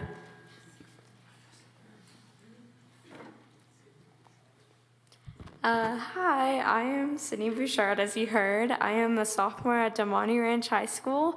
I am also part of the Performing Arts program. I do pack dance, I'm in choir, I'm in musical theater, and I am the choir leadership secretary. Before I went to Damani, I didn't care about school. I hated it and I never wanted to do it again. But I was inspired by my brother to do pack dance for my upcoming freshman year at Damani. So I auditioned and I got in, but I was told that I could only be in pack if I fixed my attendance and I got better grades. And guess what I did? I got better grades and fixed my attendance. I used to live by Damani, but due to some issues with my family, I live in Sparks now. I moved over this summer, but I go to Damani for PAC because of a variance. If we rezone Smith Ridge students to Worcester, then we will lose maybe a PAC program or more. And, people think that PAC is just some after-school activities that could be a waste of time, but PAC is way more than that. PAC is the center of my life. I know it's the center of other people's lives. And I have met so many amazing people, have astounding teachers, and I have had great experiences and way more. PAC has inspired me to pursue performing arts as my future. And, I want to apply to performing arts schools to continue what I do right now. And I think that we shouldn't take away these opportunities from these students who would also want to pursue performing arts or anything in the PAC program. Geez, I said that kind of fast, didn't I? That's all I have to say. Thank you for listening. Thank you. David Kitchen. 5 minutes.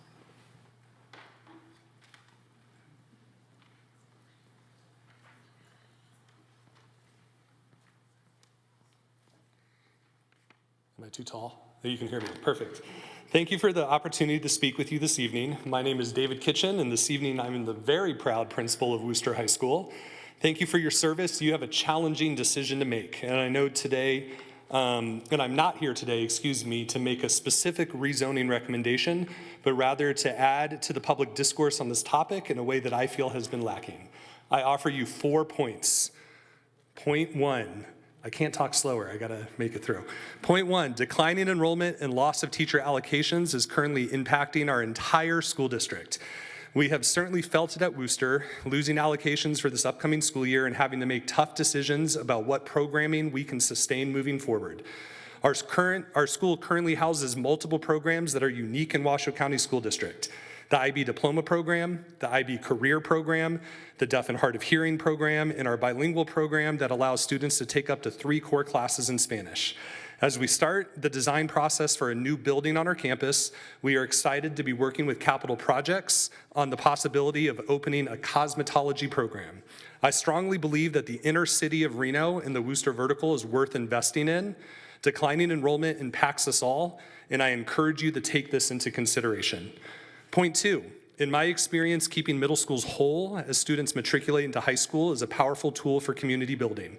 Split middle schools certainly exist in our district, and high schools will always work hard to welcome incoming freshmen no matter the circumstances. However, working with an entire middle school community opens up opportunities for common support systems, instructional practices, grading practices, and community building that can be focused and impactful. I've experienced this firsthand, and no matter your decision, I encourage you to strongly consider keeping middle schools whole. Point 3, when considering the safety of walk zones, I urge this committee and our school board to consider students who may have to walk through rival gang neighborhoods. Perhaps busing may be inappropriate in this circumstance. Point 4, committee, please do not be influenced by one-sided media coverage. I choose to believe that we can passionately advocate for what we believe is best for our community without tearing down another community. Damani Ranch High School is a beautifully diverse school that is well capable of serving all students in its care, as is Worcester High School. We are all Washoe County School District, and we should not let this process, as challenging as it is, divide us. Thank you for your time and for your consideration. Thank you. We've been sitting for a while, so I'm going to propose that we take a quick 7-minute break. We will resume back at 7:15 promptly. We're in recess.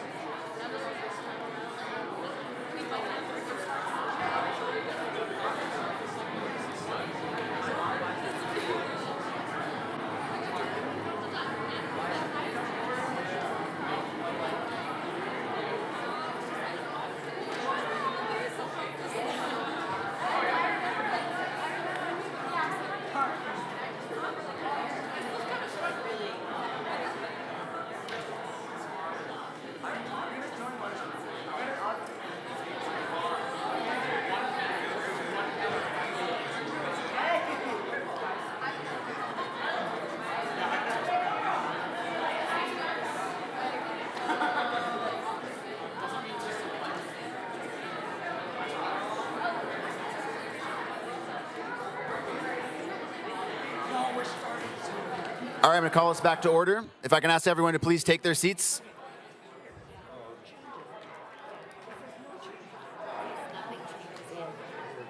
Need a gavel. Just scream louder. All right, folks, we still have an hour and a half left of public comment, so I'd like to get us back into order. Thank you. Yes, there we go. Okay. So it is 7:16, and we're going to call it back to order. As I mentioned, we've done the tally, and if everyone takes 3 minutes, we still have an hour and a half of public comment, which puts us at about 9 o'clock, which we still have to deliberate. So I'd like to keep us moving. So who's next on public comment? Jocelyn Marquez.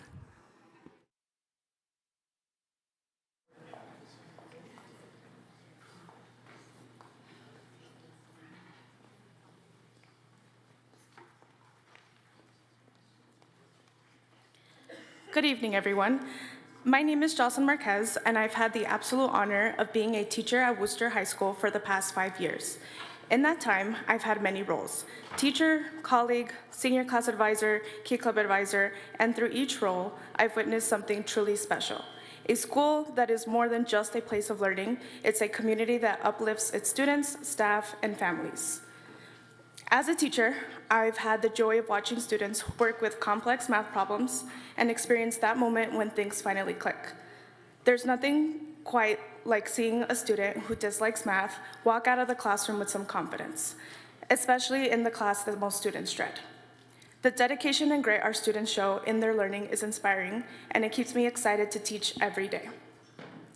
As a colleague, I've worked with some of the most passionate, thoughtful, and collaborative individuals.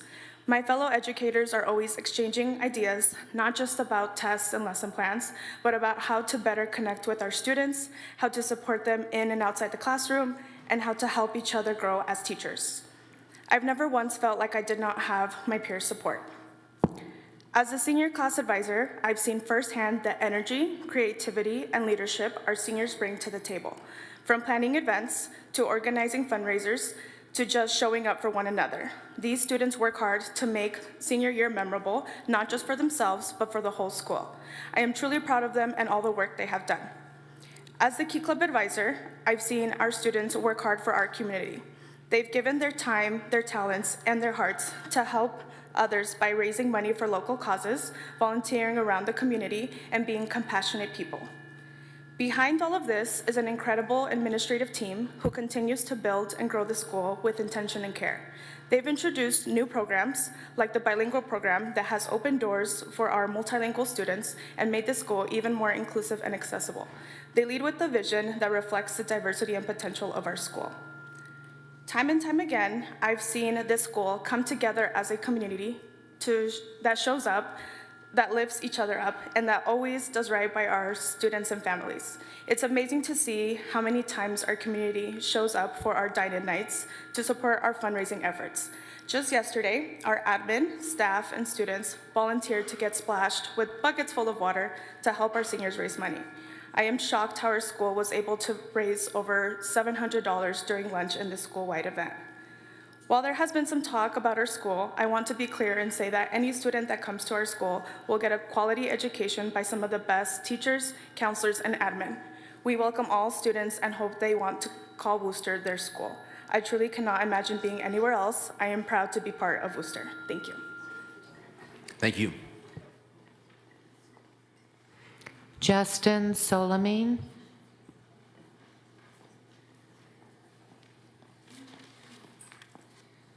Good evening, and I would like to thank you all for your hard work. I had a script, but I just wanted to say that I rode the bus with Tyler yesterday, and I really liked it. I really enjoyed it.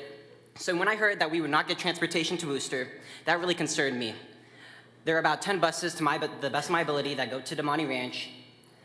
5 of them go to Smithridge, the Smithridge area. We are heavily bused, and that is a 40-minute walk across the highway, and that's really concerning to me because we do not have transportation. 53% EL students, that is the highest out of any district. We are very vulnerable, very multi-generational family. The district staff is currently recommending option 1, and I'm asking that Zach consider the human side of the equation and vote for option 4 or 4A to keep our integration and keep our relationships with Damani Ranch High School. Because ultimately, this is more than zoning. This is not about Damani versus Worcester or any of that. This is about the message we send both to the Smithridge community, but also to the greater Reno community with how our schools are made up. The district is about 40% white, 40% Hispanic. Damani is about 40% white, 40% Hispanic, and that is really beautiful. When at a school, students from all socioeconomics can mix and thrive and get along with all their dual credit programs and all the school has to offer.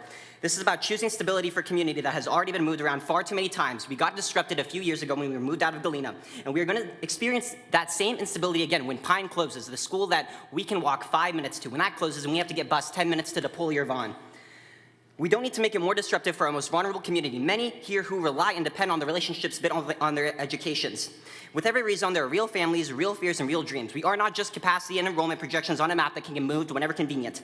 I've seen firsthand what it's like to grown up here. This is a multi-generational neighborhood. Many people here don't get pushed out. But at Damani Ranch, in that environment, with that opportunity, and with something greater, I have gotten pushed out there, and that is the sole variable that has led me to the success I've had today. Their dual credit courses simply cannot be found at any other school, and it is guaranteed college credit.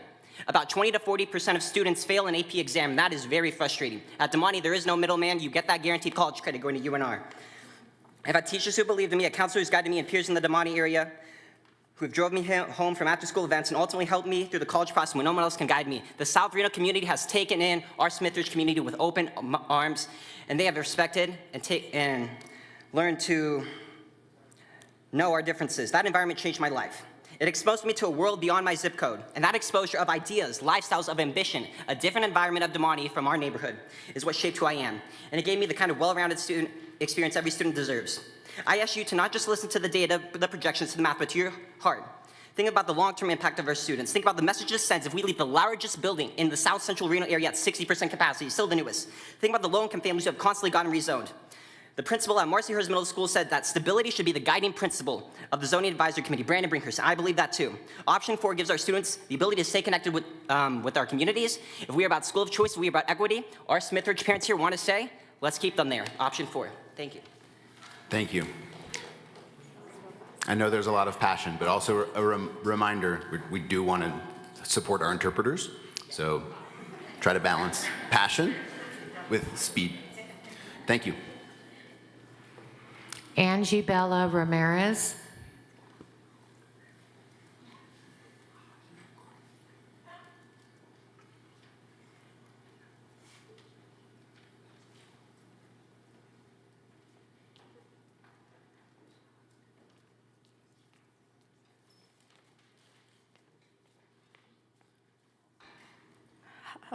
Can you guys hear me well? Okay. To the Washoe County School District School Zoning Committee, my name is Angie Bella Ramirez, as you heard. I'm currently a freshman at Worcester High School. I'm speaking today to ask you not to let recent news coverage sway your opinion on my school. I'm speaking to change the views of Worcester High School, as well to serve as the voice of my peers and my community at Worcester High School.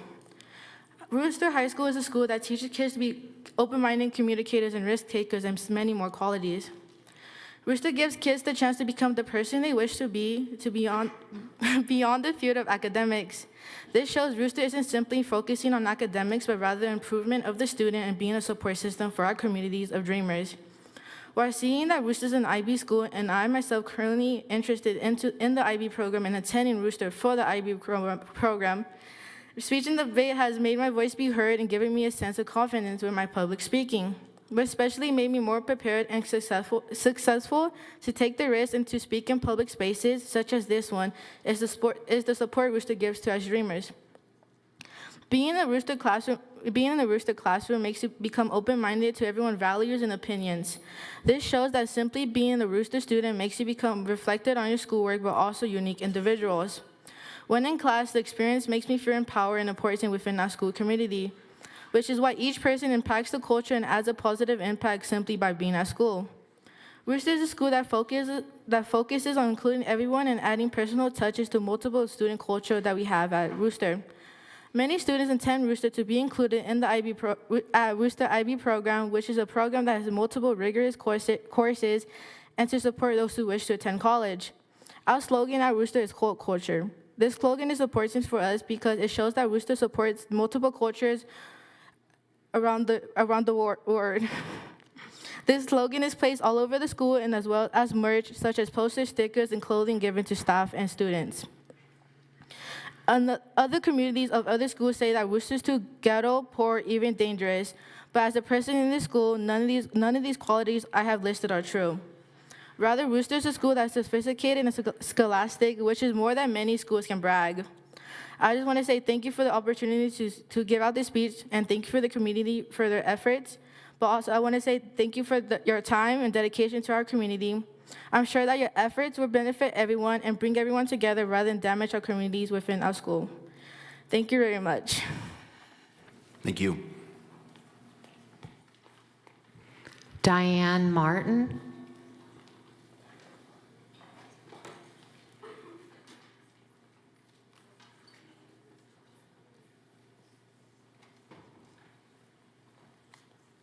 I got you. Okay. God, my heart's beating already. Okay. Good afternoon. My name is Diane. I'm a mom of 5 children, all ranging from the ages of 4 to 16. I know, I'm young. 4 out of 5 of my children currently now attend Smithridge. As a parent of 5, I've lived in my place of residence where I currently reside for the past 7 years. Although I have a short story, and I understand you can't make a decision based off of safety, but I do believe it has to do with segregation as well. So my oldest daughter, who is now 16, went due to complications. She ended up going from Vaughn to Pine Middle School. From Pine Middle School to Vaughn. They automatically labeled her there when she showed up as being from the Neal Road area, a label that she didn't choose. It was chosen for her. Therefore, she suffered the price for it. She didn't see what the big deal was. She was from Neal Road, wasn't a big issue. However, she went from going to being a straight A student to being straight Fs, being bullied, to being to the point where she told me, "Mom, I would rather you drag me by my hair to school today, because that's how it's gonna go." So therefore, moved her back to Pine. It wasn't fair. She wasn't given the chance based off of her personality. She wasn't given the chance to show that. Our community already had to go through rezoning a few years ago when we got rezoned from Galena to Damani, where they tried their hardest to make their friends. And now that they have made their friends, it's harsh to ask them to do that once again.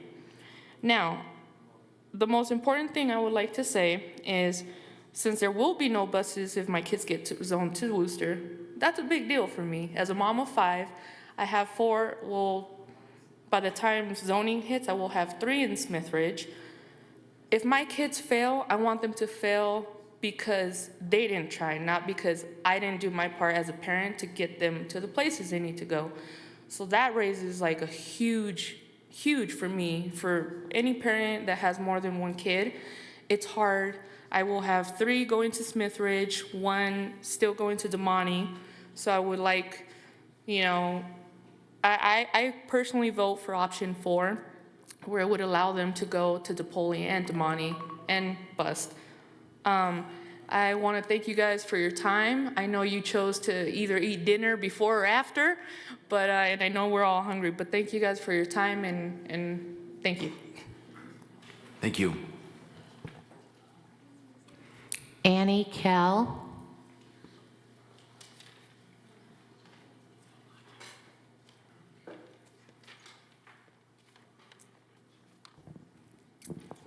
Hi, my name is Dr. Annie Kell, and I am a teacher. I teach math at Damani Ranch High School.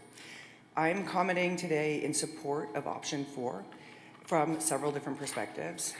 First of all, I'm a teacher at Damani. Secondly, I reside in the neighborhood adjacent to Worcester. And then lastly, my children, who are elementary and middle school age currently, are performers and will likely be attending the PAC program at Damani. So first, I would like to comment on the allocations that we would likely lose if option 4 were not to proceed. We would lose somewhere on the order of 10 to 12 teachers.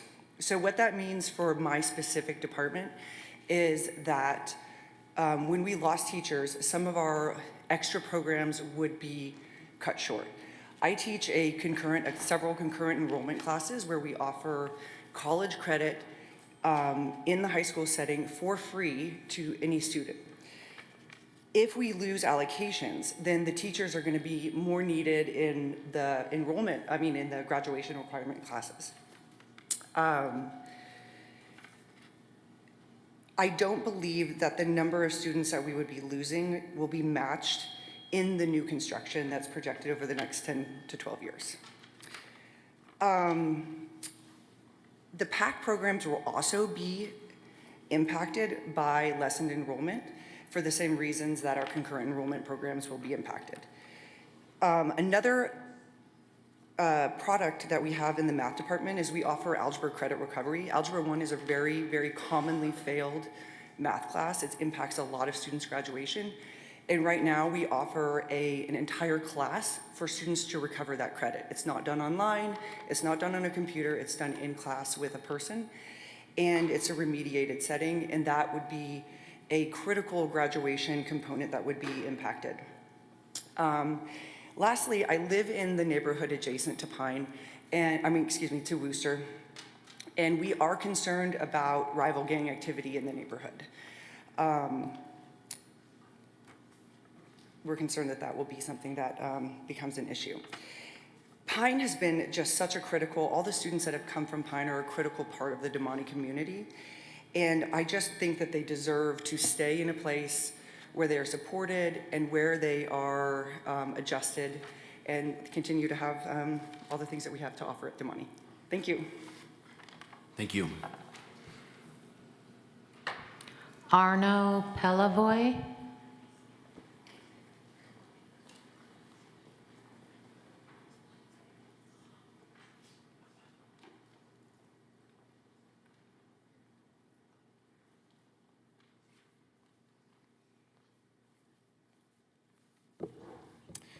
Okay, good evening.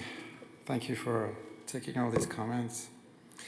So my name is Arno, and I'm actually a bus driver for Damani Ranch. It's one of my school, and I pick up the kids from this area, Smith Ridge area. I like the comments from Worcester, Damani Ranch. Before being a school driver, I was a sub. Excuse me. I was a sub at Worcester. Subbed the French class, I loved it. That's where I was born. So, subbed at Damani Ranch as well. Great school too. So I love both schools. So I'm here to talk against the option 4 to bring the Smith Ridge kids to Worcester. Some of the people said something about stability, and I think it's very important to keep them into that one school that a lot of them started already 1 year or 2 years ago and finished in the same school. Another point that someone brought up is the diversity. I think diversity is good. I think by taking a lot of the Smith Ridge kids from Damani Ranch to Worcester, that diversity will be damaged. And I like to see one of the strategic plan that the school district has is that, sorry, I have to read it, empowering all learners for their future. Every student will graduate with the skills necessary to thrive in a diverse and rapidly evolving world. And by keeping those kids at the Damani Ranch, it's allowing us to empower them in this diverse world that they are at the Damani Ranch. With all the other kids that are going there from South Reno. Another point that I have is from the guidance, the Reg 77107 that I was just reading tonight. As a bus driver, I see number 6 is avoid placing a transportation burden on any identifiable, sorry, it's late, I was up really early this morning, diversity subgroup. A lot of these kids that I pick up, we have 5 buses actually that are going from this area to the Damani Ranch. And we have about I want to say maybe 200 kids that we pick up every morning to take them over there. And so yeah, we have 5 buses. I used to do Rebury Park last year. I'm doing Jamaica Park this year. And these kids, a lot of these kids will come to the bus either walking or carpooling because they don't have... Thank you. Oh. We're at time. They don't have the opportunity to drive over there or transportation. So I think it's very important to Thank you. give them transportation. Thank you very much. Thank you. Calby Yildiz.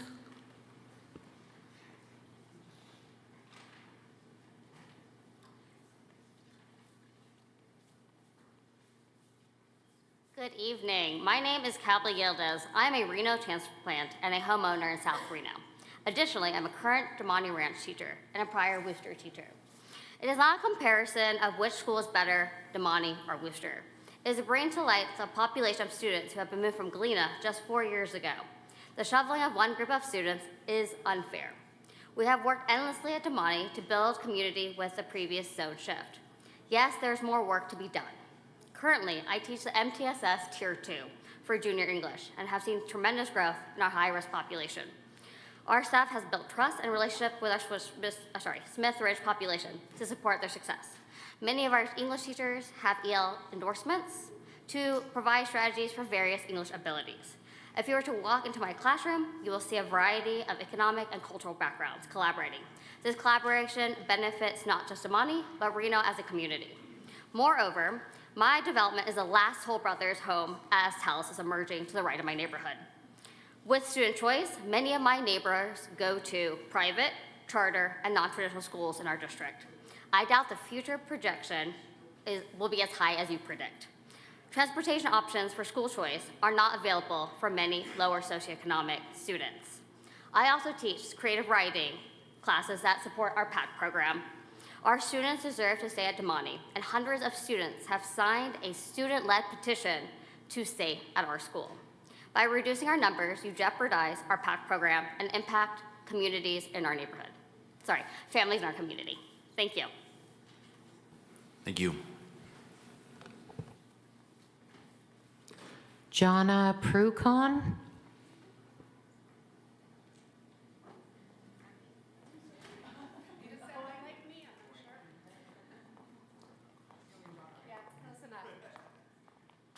Thank you. My name's Jonna Coyne. I think that's maybe me. Okay. So I'm Jonna Coyne, and I wanted to speak to you with 3 hats. As a daughter, as a mother, and as a very proud educator in Washoe County School District. So I'll go in order of importance. As a mother, I have 3 children who all graduated from Worcester High School. I had a son who graduated in 21 and twin daughters that graduated in 23. The pride that these kids have is palpable, and I have to say that I felt it for the many years that my students were there. They were loved, they were cared for, they received an excellent education, and what I loved about Worcester is that I really felt like it represented all of Reno. There was a place for everybody, and that's hard to find. My children thrived. They were, one of my daughters did the theater program over there, and she is now in the musical theater program up at UNR, so I really can't say enough about the Worcester community. As a daughter, my mother was Serena Robb, and she started the IB program at Worcester, so she brought it there. And I remember that excitement and that pride and really selling the IB community to Reno and bringing it to a school that, as somebody had said before, historically rivaled like Reno High, right? Reno and Sparks, and really kind of needed that boost and that pride, and she took a lot of pride in that. Well, then she opened up Damani Ranch in 2002. And when she opened up Damani Ranch, it started as a 712 school. And then that was, a big dream for that community, and then it changed into a high school. So I just want to say that listening to both sides, you feel such pride, and you feel such love, and you feel such devotion from both sides.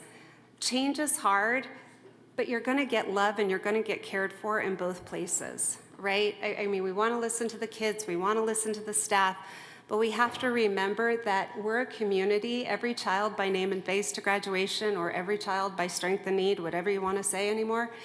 But we are a community in Washoe County School District that really, really cares for our kids, and you can feel it in both of these communities. Lastly, I would just like to say, as a principal, I'm the proud principal of J. Wood Raw Elementary, which feeds into Dabani. I see the beauty in our children, and I also see the resilience in our children. They are the generation of COVID, so just know they can do wonders. Thank you. Thank you.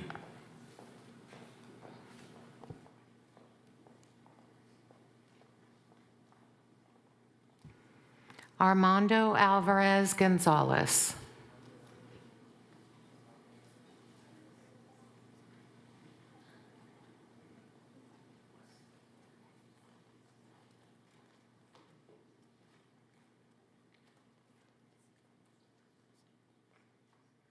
Good evening, my name is Armando Alvarez Gonzalez. Speaking briefly from personal experience as a Damani senior and former Pine/Mariposa student from the Neal Road area, as well as the son of immigrant parents who did not have the fortune of completing 6th grade, I do not believe that I or others who would have excelled as well as we did if we had gone to another school other than Damani.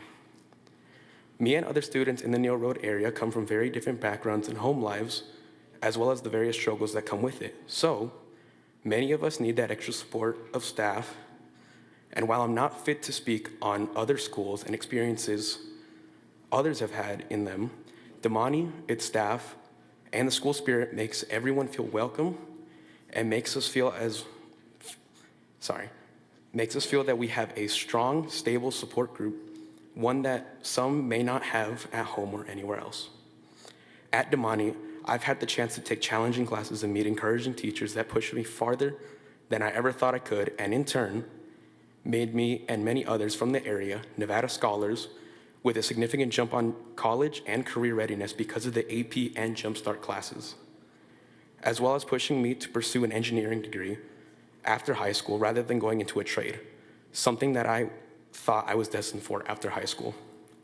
Speaking just off of my experiences as a Damani student and a Neal Road resident, if students in the Neal Road area were no longer zoned for Damani, I do not believe that it would be beneficial and maybe even harmful to some to what they believe they can achieve, and is why I believe the best path will be to keep students in the area at Damani.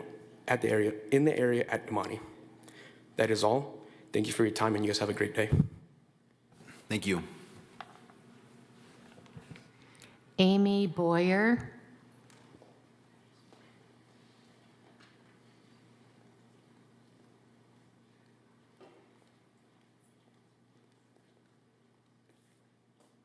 Hello, everyone.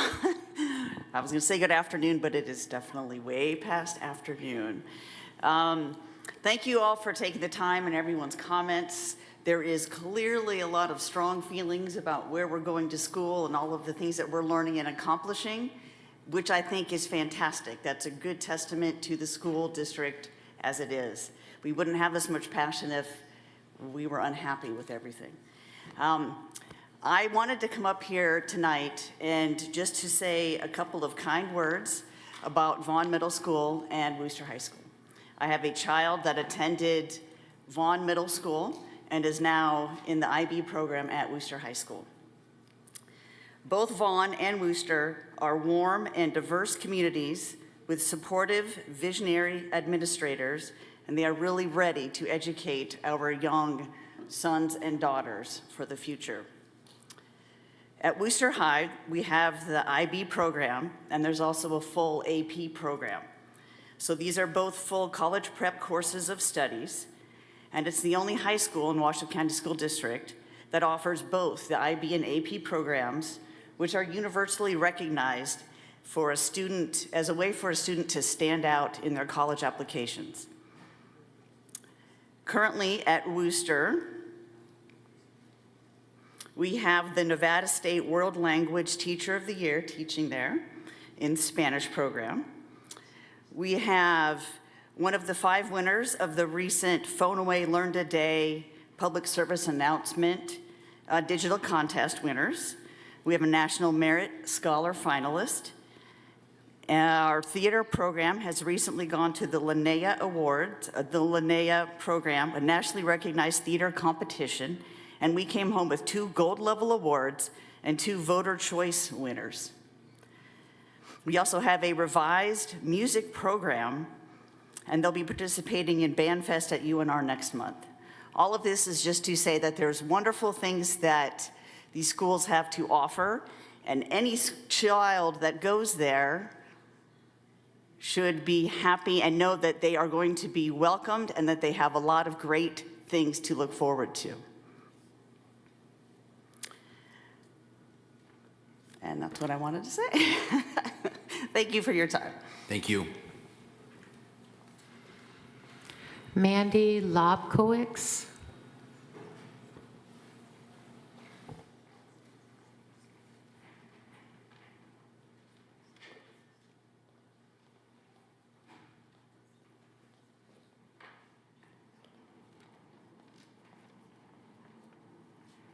Good evening. My name is Mandy Lobkowitz, and I am the proud principal of Vaughn Middle School, both the old building and the new building.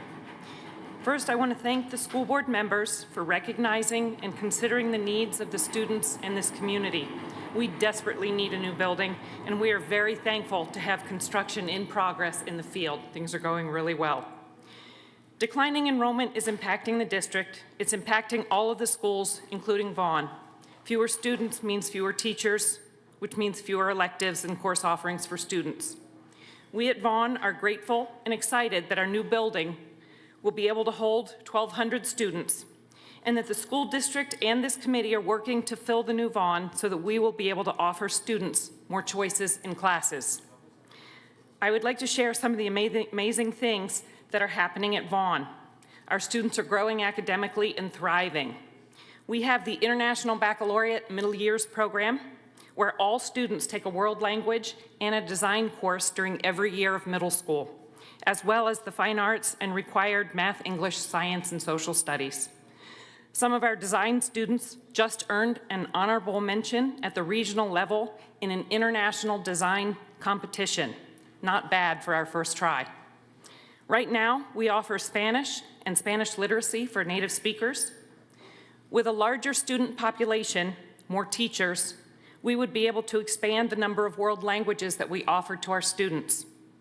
Maybe Chinese, maybe Paiute, maybe ASL. We do have an interpreter shortage. We have 25 students taking the AP Spanish Language and Culture exam in May in middle school. Last year, we had about 82 students take the Apple exam to earn high school credit in Spanish. We have 10 students attending the Horatio Alger Summit in Washington, D.C. in July, all expenses paid, for the 2nd year in a row. We have a math teacher who recently won a national award and is being recognized in Washington, D.C. I'm excited for the opportunities this new construction will bring for our school and community. There are a few things I hope you consider as you make decisions about which students will be fortunate enough to come to Vaughn. Number one, Vaughn houses the Deaf Hard of Hearing program, the DHH program. Currently, DHH students from Hidden Valley come to Vaughn while their peers go to another middle school. This is not fair or equitable to these students. They cannot opt for a school of choice and get a ride to another school where the services are not offered. I believe that all students from Hidden Valley should move forward to middle school as a cohort and community together to Vaughn, no split feeders. Number two, currently Vaughn, Worcester, and our feeder elementary schools are working diligently to build vertical alignment, collaboration, community within the feeder zone. Vaughn and Worcester are one IB program. Okay. Thank you. Michelle Rutherford.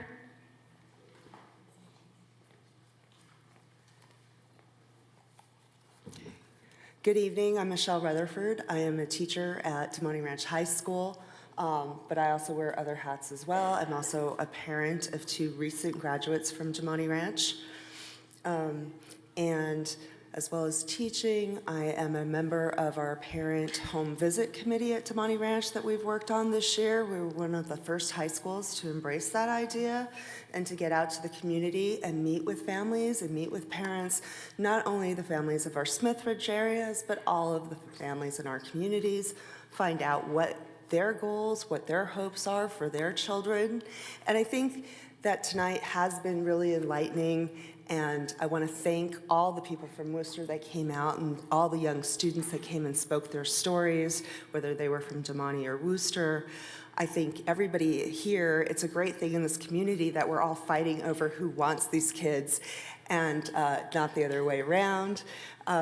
They really do lend. I've been at Damani for 11 years. I've been teaching in Washoe County since 1995. It's a long time, I know. But I think diversity in our schools is one of our strengths in this community. And I think, you know, for Damani to lose those students that we've bonded with and that we've worked so hard to bring into our community and get to know those families, I think that it's going to be tragic, not just for the teachers, not just for the allocations, but for the students that remain at Damani Ranch. So that's what I wanted to come, and I wanted to support our Questbridge scholar, Justin Solomon. He's one of my former students, and I remember talking to him about Questbridge and want to congratulate him on his acceptance to Harvard or Yale next year. Sorry, I said the big H. Anyway, yeah, I know. But I feel like if anything, maybe it's a bandwidth issue. And if we could keep that little pocket of Smithridge so that we could stay diverse, but also so that our teachers can bring those kids in, we can support them through some of these really difficult programs that they're going through, writing letter upon letter of recommendation without inundating one counseling office, without inundating one set of supports, that we spread the generosity of their spirit and we keep our diversity. I mean, those ladies talking about learning other languages on the quad, we want to have that too. And so the only way we have seen at this point to have that is to keep that Smithridge community. Thank you so much for listening to us. Thank you. Jesus Alvarez Gonzalez.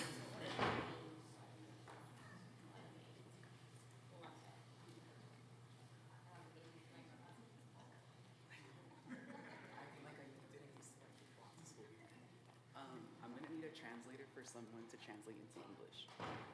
Is that We okay? need a Spanish interpreter? Yeah, to translate into English for like a portion of it. Is that okay? From Spanish to English? Yeah, Spanish Okay. to English.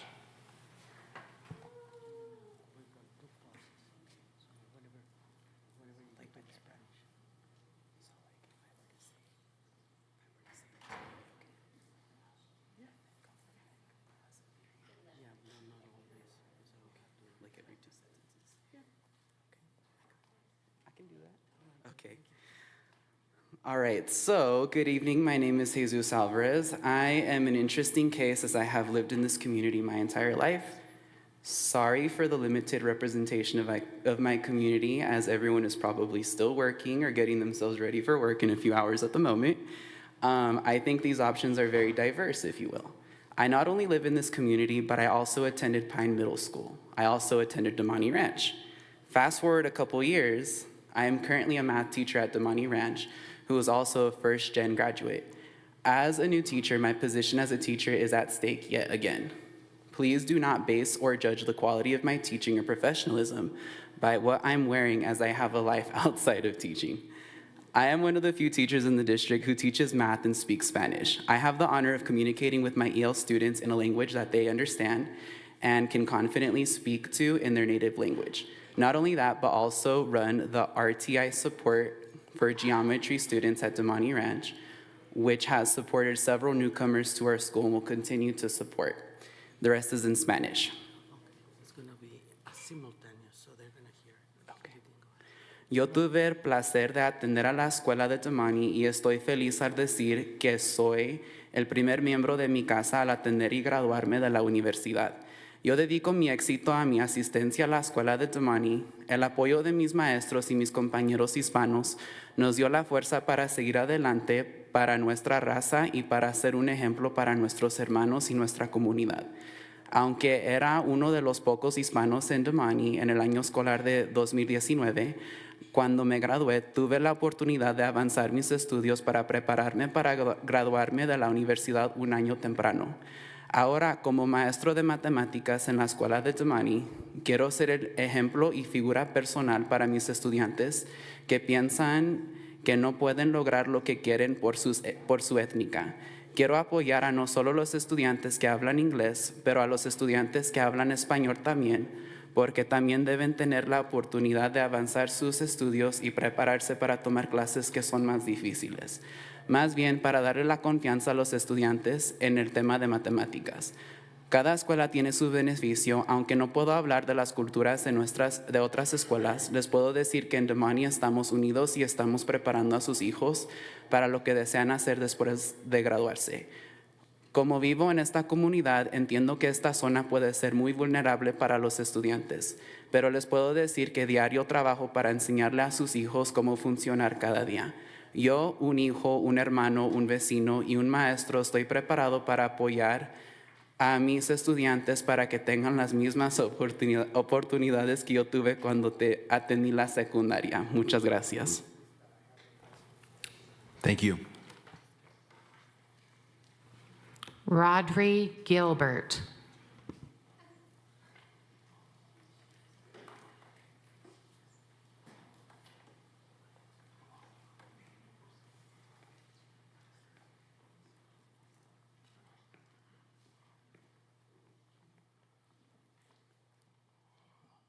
Thank you for taking the time to come out here and listen to everybody around and just take your time, like, to listen to all the stories and such. My name's Rodri Gilbert. I've attended for a short time Double Diamond. I've gone to DePoli as well as Damani Ranch.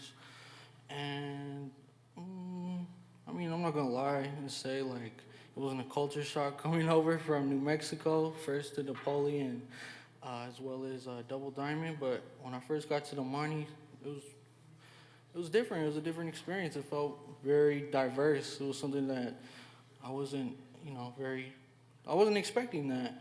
It was very nice, and throughout my time at Damani, I've been able to make a lot of friends, some of which are here today that have spoke already or are going to speak, as well as my girlfriend. She's also here, going to speak later on, and she's helped me get through a lot. She's helped me take advantage of this stuff, the courses of which, such as dual credit over there at Damani, and really helped me get my life on track and figure out higher education is truly the key to success if you want to make it long term.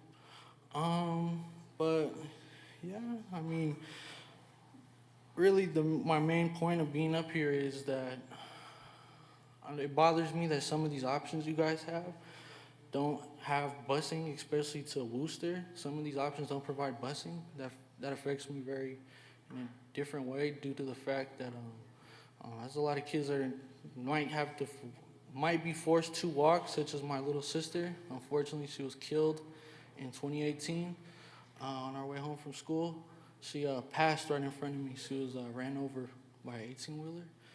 And I know I'm not the only one that can probably speak on this, but I mean, like, just to say, as a matter of fact, like, I mean, how many people here can say that they've walked from, I don't know, say Miguel Rivera Park all the way to Worcester? I mean, I know I have. I had to walk all the way down Kitski to Mill from some parts. It's a very long walk, especially in that one stretch right next to the interstate and other areas. And yeah, I'd really just want for you guys to consider option 4 that provides busing automatically. These other options that don't include busing to Worcester, that it's just, I don't know, to me I feel that it's unacceptable. There's a significant amount more kids at risk, and I just want to be able to present, like, there are children that get hit. Children do die from these type of accidents. And I've also had a younger friend too, right out front of the school. He was hit and broke his legs, crushed him. He made that one though. He survived that, but I mean, that is a very real thing that is a possibility. All right, thank you for your time. Thank you. Dustin Coley.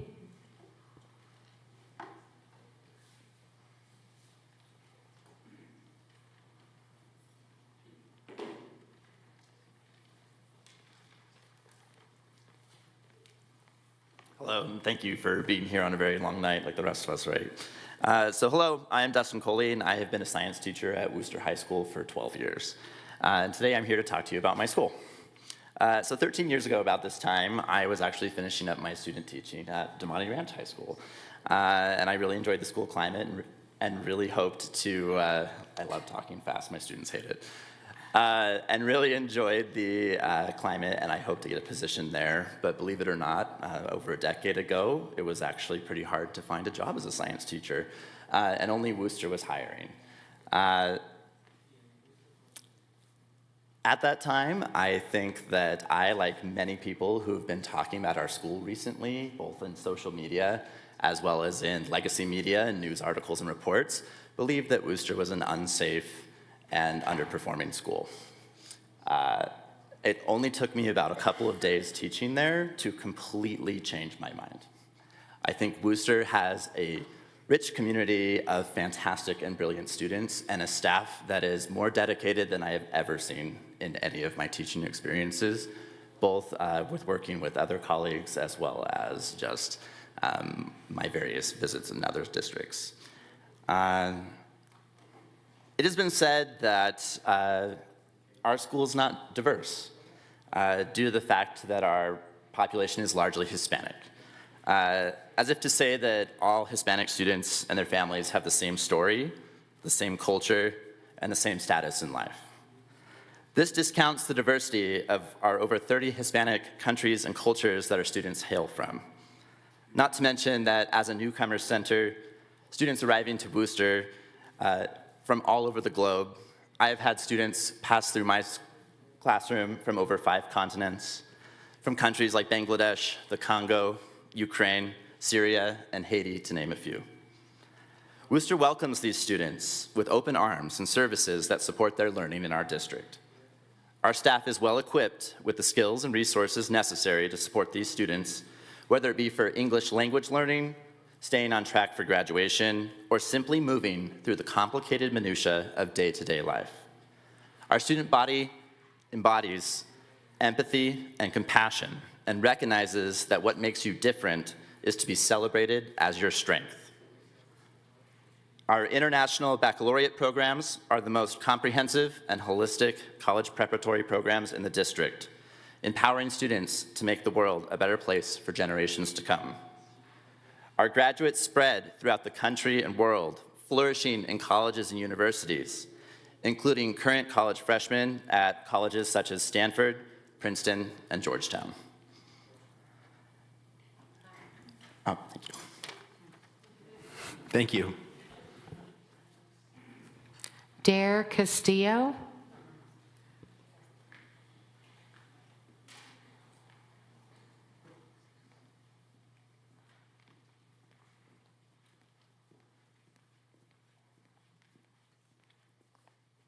Okay, okay, there we go, perfect. All right, well, first of all, I'd like to thank everyone for being here so late. My name is Dario Castillo. I am the sophomore class president. I am an IB student. I am a first-gen student, and I'm also super proud to go to Earl Worcester High School. There's been a lot of talk lately about the Washoe County School District rezoning plans, especially the idea of moving some students from Damani Ranch to Worcester. And with that has come a lot of concern, a lot of opinions, and yes, some negativity. I understand that change is hard, especially when it involves our schools and communities. But what I want to say today isn't meant to put down any other school. Damani Ranch is a great school with amazing students and staff. And so is Worcester. What hurts is hearing people talk like being rezoned to Worcester is somehow a step down. Like our school, our students aren't good enough. That's just not true. Worcester is full of hardworking, driven students who care about their education and their future. We have passionate teachers and offer a range of programs designed to support diverse learning paths. We're proud to offer the International Baccalaureate program, which includes both the diploma program and the career-related program. These programs provide rigorous academic and career-focused curricula that prepare students for success beyond high school. Additionally, Worcester offers a bilingual program that supports students in developing proficiency in multiple languages, fostering a multicultural learning environment. Our clubs and extracurricular activities further build leadership and community engagement. One example of our strong community spirit is a new event we started this year called the Colt Community Conference. It's not just about learning what Worcester has to offer, it's about coming together, celebrating what makes us unique, and seeing the possibilities our school holds for every student. Events like these remind us that no matter where we come from, we're all a part of something bigger here. We may not have brand new facilities, but we have something just as important, a strong, supportive community that looks out for one another. That's the Worcester I know, that's the Worcester I'm proud of. So when people question if Worcester is good enough, they're not just talking about a building. They're talking about real students, real families, and real educators who give their all every single day. And I promise you, we're not just enough. We're strong, we're growing, and we're ready to welcome anyone who joins us. Thank you. Thank you. Kovman Ontiveros.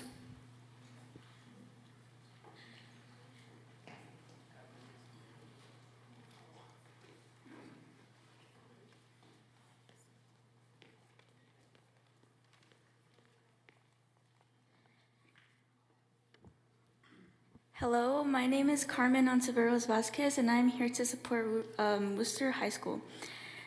First, I want to say that when I first went to Worcester High School, I was nervous. Such so as a lot of kids are nervous to go to new high schools or go to new middle schools or go to new elementary schools. Because you have to find new friends, and you also have to find people that actually trust you and people that don't talk behind your back and stuff. I just want to say that thank you to all the teachers and staff members that helped me achieve my goals. And if they never helped me achieve my goals, I wouldn't be succeeding in life. For example, my history teacher understood me when I was having a hard day. That day, my dog sadly passed away, and I had him since I was 6 years old. So I was just crying everywhere, and I was walking to classes and crying. So I just wanted to thank her for helping me understand that dogs do pass, and yeah. So this is one example of how truly amazing and how supportive our teachers are at Worcester High School. And no matter what school you go to, always be respectful and always feel that you're respected by teachers and students, and most importantly, staff members. Thank you. Thank you. Brian Mole.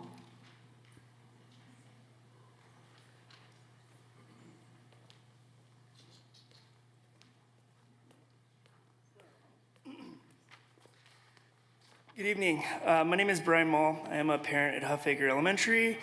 I'm also a leader within the Washoe County School District. So tonight I am here with two lenses on. First off, thank you. I know this is really hard work, and I really appreciate the time and thought that you're putting into this process. Like a lot of Huffaker families, we always hoped that our kids would go on to Swope and Reno. That felt like a natural path that matches our community ties, our friendships, and our history. But from the start, I understood that Reno and Swope likely wasn't a realistic option, as the focus seemed on rezoning Huffaker to Hearst and Galena. While this was a big change, it at least made sense.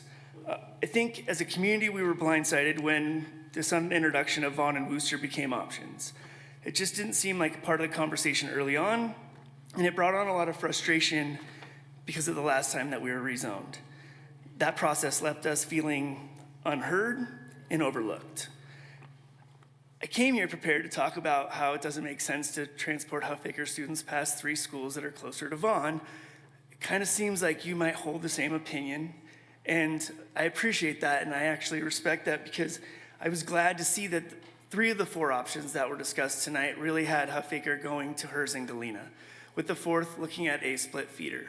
Now, speaking to split feeders, I'm not a fan, both professionally and personally. I think they provide confusion and disrupt community continuity. But if my community ultimately supports split feeders, I want to support them. Because as a leader, my job is to honor what my community feels and honor the voices and advocate for what is right by students, even if that's not what I personally believe in. I want to bring us to the Washoe County School District promise that says that we will know every student by name, strength, and need, so they graduate prepared for the future they choose, and we will deliver on this promise in partnership with our families and communities. So I want to urge caution when it comes to drawing boundary lines for other communities like those zoned for Damani Ranch. Damani has a strong feeder pattern and families who aren't looking for change. So let's not disrupt stable systems just to fill seats elsewhere. I think there are other ways that we can utilize space in under-enrolled schools. So in the end, it comes down to doing right by students and families. So let's stick to our values, let's be thoughtful, and let's get this one right. Thank you. Thank you. Antonio Angelo.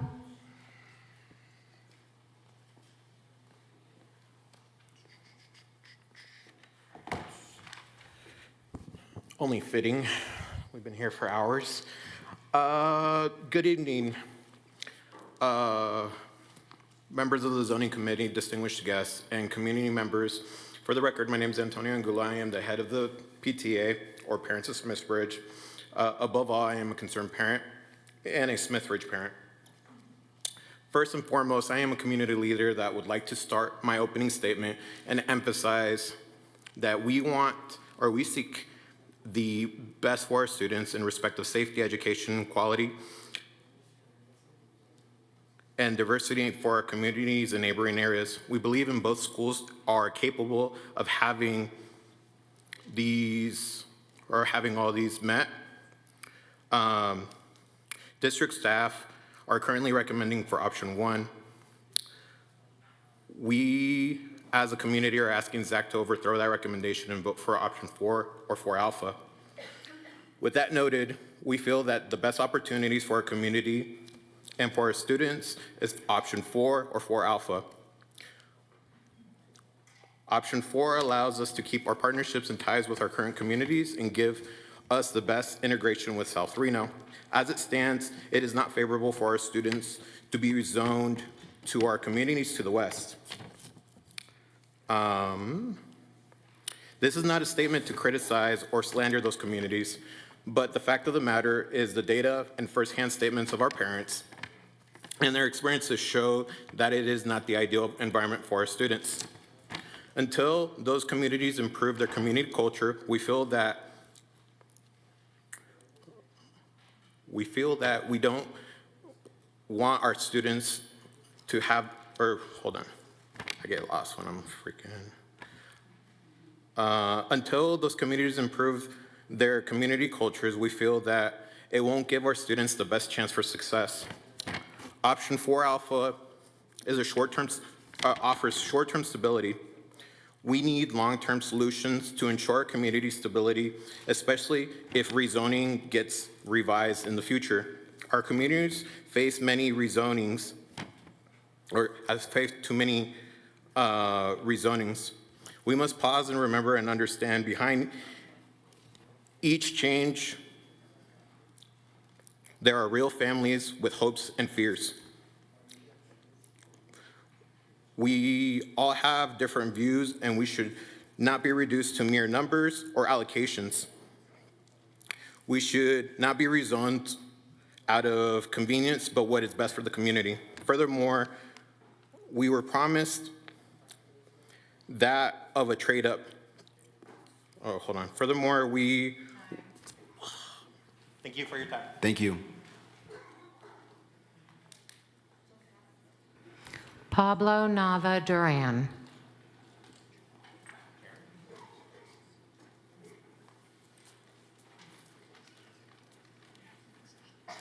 Hi. Hello, guys. My name is Pablo Nava Duran. I'm a Newell community, Newell resident, so I went to Galena High School. I went to Donald Spring, Pine, and then Galena High School. I live and work for over 25 years.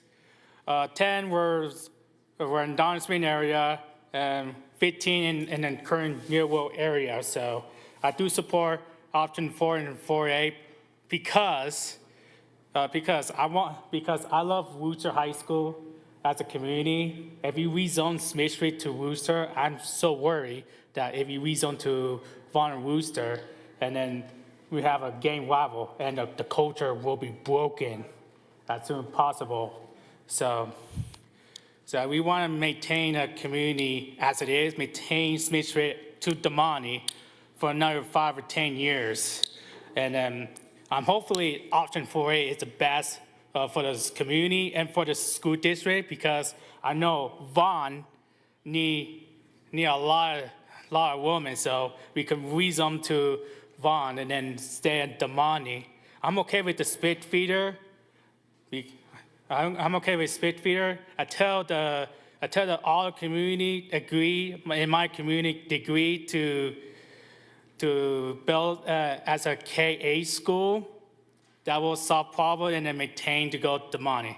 Make sure the K-8 school at Pine will go to Damani feeders, as a Damani feeder schools. And also, I want to help on Vaughan Wooster women. I know it's heartbroken for you guys, but hear me out. Wooster High School has essential location programs, and they can control the students for IB program and bilingual program. It's essential location of a Washington County School District. And that's happened, so on rival games, that's happened to me when I was subbed at Huck High School. I had to do a phone call. I see 7, 10 fights per day. I don't want to lose the, I heard the Huck culture, there's a lot of turmoil. And I don't want to see a Wooster culture to turn into the next Huck High School.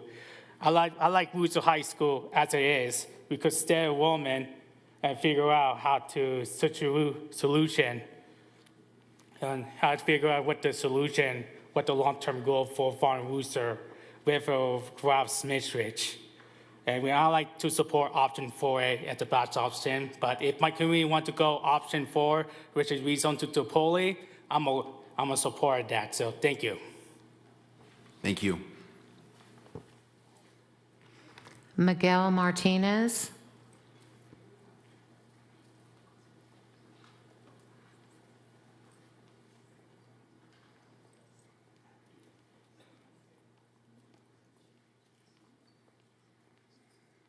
Good evening.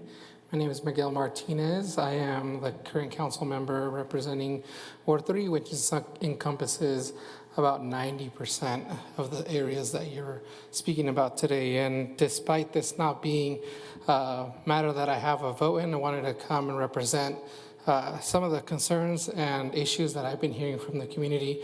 I was born and raised here in Reno, Nevada. I grew up in a mobile home park off of Gentry and Kitski, so I would have been one of the students affected by some of the changes that are occurring now. And I was also at North Valley's high school when it had first opened, and the school district experienced a lot of disruption to the education academic environment due to some of the safety concerns and gang issues that were happening there. I've seen and experienced how the school district has been able to handle some of those experiences, and I know it's a different environment now. I've been out of the public school system for a long time, but if you weren't necessarily engaging in those processes, I know that, or in those activities, you weren't necessarily threatened by some of the activities that were going on. That doesn't mean that students didn't feel unsafe. There was definitely that concern, I think, amongst the whole public body, but there was still sort of that, I guess, safety that you wouldn't be involved in any incident if you weren't directly engaging in those processes. One of the things that has been brought up and that I would have to, combat is the fact that there is a safe route to school for option 1. I would disagree with that statement, because if you look at students walking through Terminal up to Plum, or crossing Moana, or going on Peckham to get over 580 and to make it to Worcester High School, it would be very difficult thing to happen. A lot of folks have passed away on Peckham. Our students are forced to walk to their locations when it's still dark in the morning or even at night, depending on the time of the year that we're looking at. So that's another consideration that I would think about as you all are making your decision. And I don't think I have at this point a specific recommendation. That's up to you all to make the decision. I would be respectful of that. But I know one of you all brought up the question about development and what is planned in the future. Being on the city council allows me the opportunity to see some of the vision and the growth that is happening. So I'll try to sum it up in the next 20 seconds that I have. I know that we are looking at ways to amplify our policies to make infill development happen more within our urban core. And I also know that there are large developments that are approved or in the process of getting approved, not just Talus, but also Bella Vista and Sunny Farms, which are also in that area. So I just wanted to point those things out. Thank you so much, and thanks for your time on this. Thank you. Amy Horvath.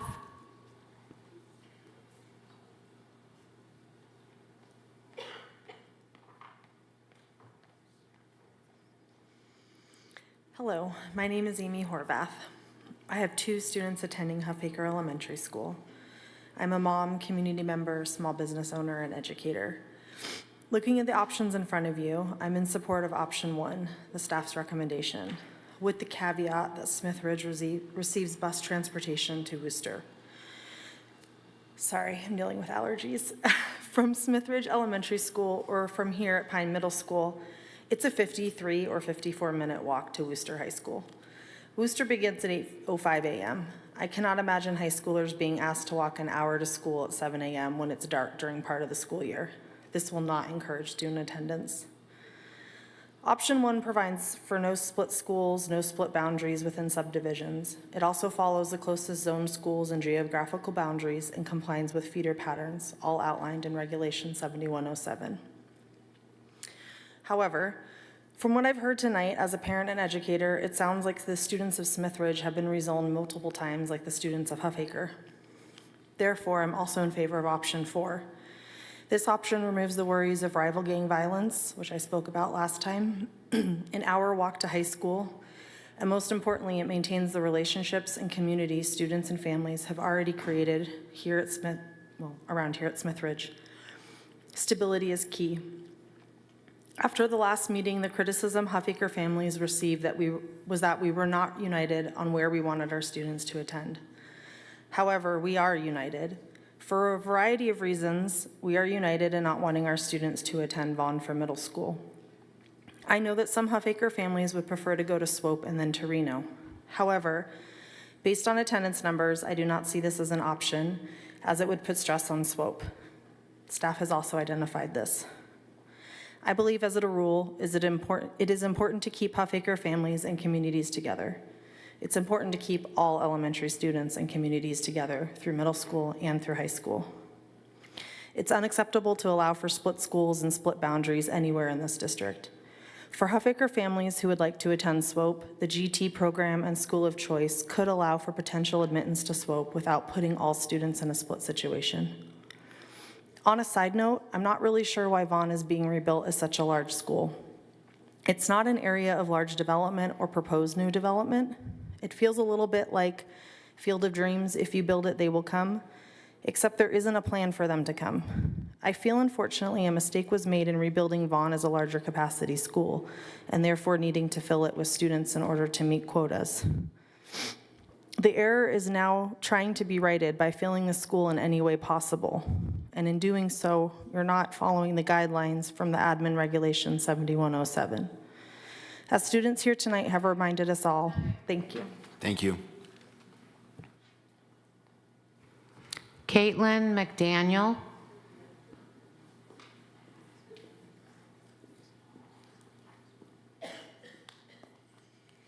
Hi, I'm Caitlin McDaniel. I spoke last time we were here. I'm the Huffaker PTA president. I am happy to see that y'all were able to listen and take into consideration what our Huffaker parents said last time. Most of our options rezoned Huffaker to hers and Galena.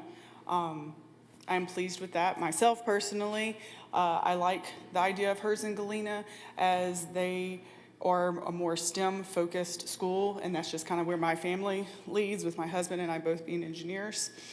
I am not a fan of split feeders, or the more I listened tonight, hearing that the students that were already at Smithridge were going to get rezoned to somewhere else, that were going to Damani Ranch.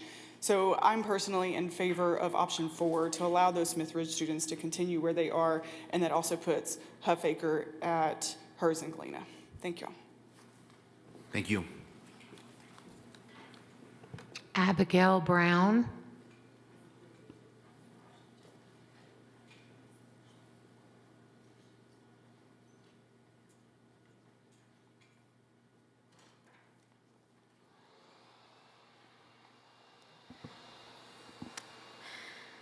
Good evening. My name is Abigail Brown, and I am a sophomore at Worcester High School. I would like to speak about my experience as an out-of-zone student going to Worcester High School. I chose to go to Worcester instead of the school I am zoned for because of its unique and specialized programs, such as the IB program. When I started Worcester, I only knew 3 people that had chosen to go from my middle school. And yet, I have never felt lonely, despite lacking the long-term connections many other students had. In the 2 years that I've been going to Worcester since, I have never felt excluded in any way. This is because Worcester has a stunningly diverse and accepting student population. It's possible to find people from all walks of life, and I have met people from places that I would have never met if I had not gone to Worcester. Worcester has offered many unique opportunities, both for me as a person and me as an artist. Through these opportunities, I've been able to watch my friends and classmates excel and grow in people, and grow as people. Our school also has amazing teachers who are always willing to lend a helping hand or an ear to any student, no matter the problem. In my opinion, Worcester is a wonderful school that has given me many amazing experiences in the time that I've been going, and I hope and believe that I will continue to gain such experiences as time goes on. Thank you for your time. Thank you. Cyrus Beck.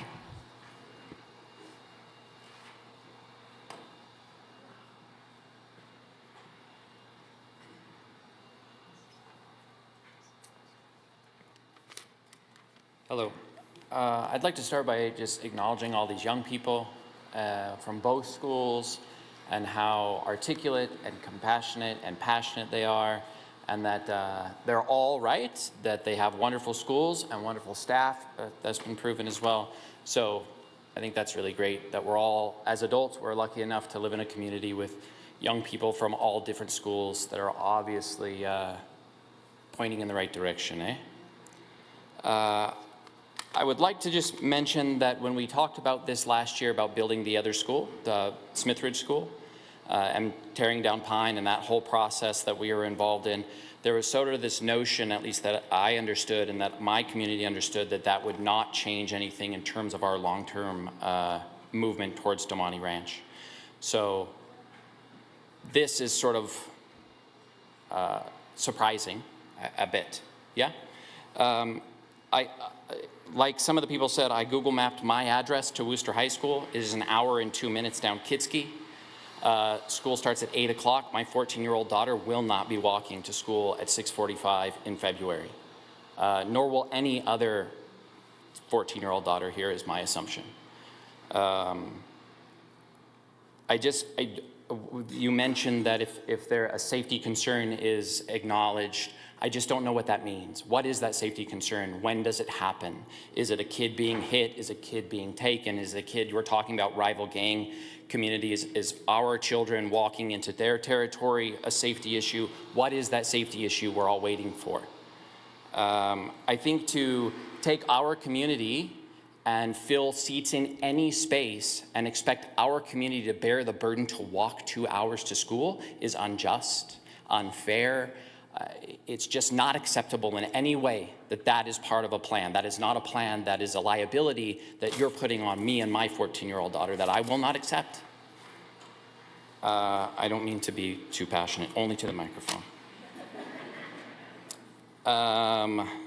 Finally, we get calls all the time from our principal and our school over here at Smithridge that our attendance is down, that we need to really make sure our kids are going, make sure our kids are coming every day, not just Monday through Thursday, but also on Fridays. Apparently Fridays aren't a big school day.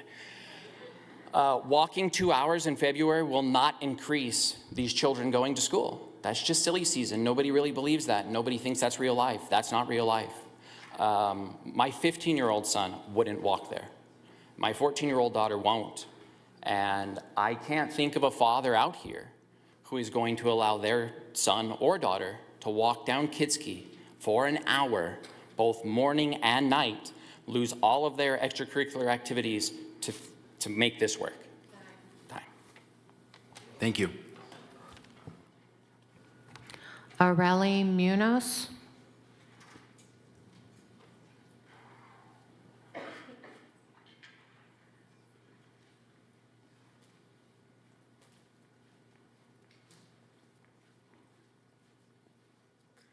Good evening. My name is Areli Munoz. I am here on behalf of the rezoned Smithridge students from Demonte Ranch High School, as I was once a Smithridge student who attended DePoli and Demonte Ranch High School. When I got to DePoli, I realized I was behind. DePoli gave me the support to catch up. Once I got to Demonte, I depended on the bus in order to get to school, as both of my parents worked at 7:30 and didn't get home until 4:30 p.m. There was no way they could get me and pick me up from school. During my junior and senior year of high school, I had off periods. Even though I finished school early, I had to stay until the end of the school in order to get home. My time at Demonte was like no other. I wouldn't have thought of a better high school for me. At Demonte, there was many opportunities for everyone and anyone. I got the opportunity to take AP classes, and I got accepted into the Jumpstart program at TMCC. I was able to start my college courses in high school. Not only did this help me be ahead of my education, but also inspired me to continue and further my education. I'm a first-generation child with an advanced diploma and a 3.5 GPA who got accepted into the University of Nevada and Johns Hopkins University for pre-med and nursing. Demonte has one of the best counselors there, not only who guide me through my studies, but gave me motivation and encouragement to pursue my studies and dreams. I couldn't be more thankful for the support, not only from everyone at Demonte, but from my community. I couldn't have gotten a better high school. Thank you for your time. Thank you. Itzel Martin.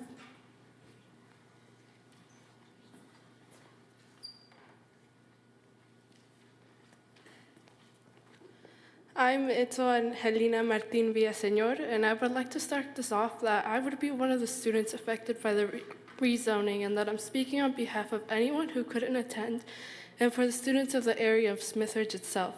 The moment I became aware of the rezoning, it felt as if my heart dropped. I've thought about it before. What if my bus were to change and I would be forced to go to another school? The mere thought of it made me sick. When I realized my fear became reality, this meeting had given me the chance to say something about it, and I will. How can I not when I hold Demonte Ranch so dearly to me?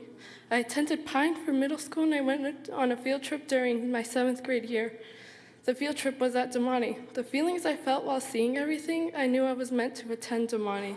Demonte was the school I wanted to go to, needed to go to. I knew that even before the trip was over. I'm only a freshman, not a part of the Performing Arts Center, but I am involved in band. The honors classes I'm taking now have advanced my education so much further than I had just left Pine. I can say I have learned so much in one semester at Demonte than my whole 8th grade year at Pine, maybe even include 7th grade. I came to Demonte 2 weeks before school had even started for marching band, and my experiences there, the environment and the people were also astonishing. I can say students have a connection with Demonte somehow, whether it's their friends they get to see, a teacher or a coach they trust, or a class they truly enjoy. All the students from the area of Smithridge that are currently attending Demonte are already a part of it. We are taking an already vulnerable community and giving them an even greater disadvantage against other communities. It would widen the racial and socioeconomic gap between schools. Students should be the first priority when making these decisions. Plans like this can affect our lives, our future. You'll only be affecting our education and social life, forcing us to start new when we don't need or want to. I personally don't know where I would be if I wasn't allowed the chance to attend Damani, and that feeling is shared with many other students and graduates. Think about the students who have already started their high school career at Damani, especially juniors and seniors. Is it okay to take them and throw them into something completely different in the most important years of their high school lives? Students should stay where they're comfortable. Diversity should be kept at Damani. I will stand by the right for Smithridge students to continue attending Damani. It's the school I want to look back with fond memories and say, I graduated from there. Please keep Smithridge at Damani. Thank you. Thank you. Braylon Diaz.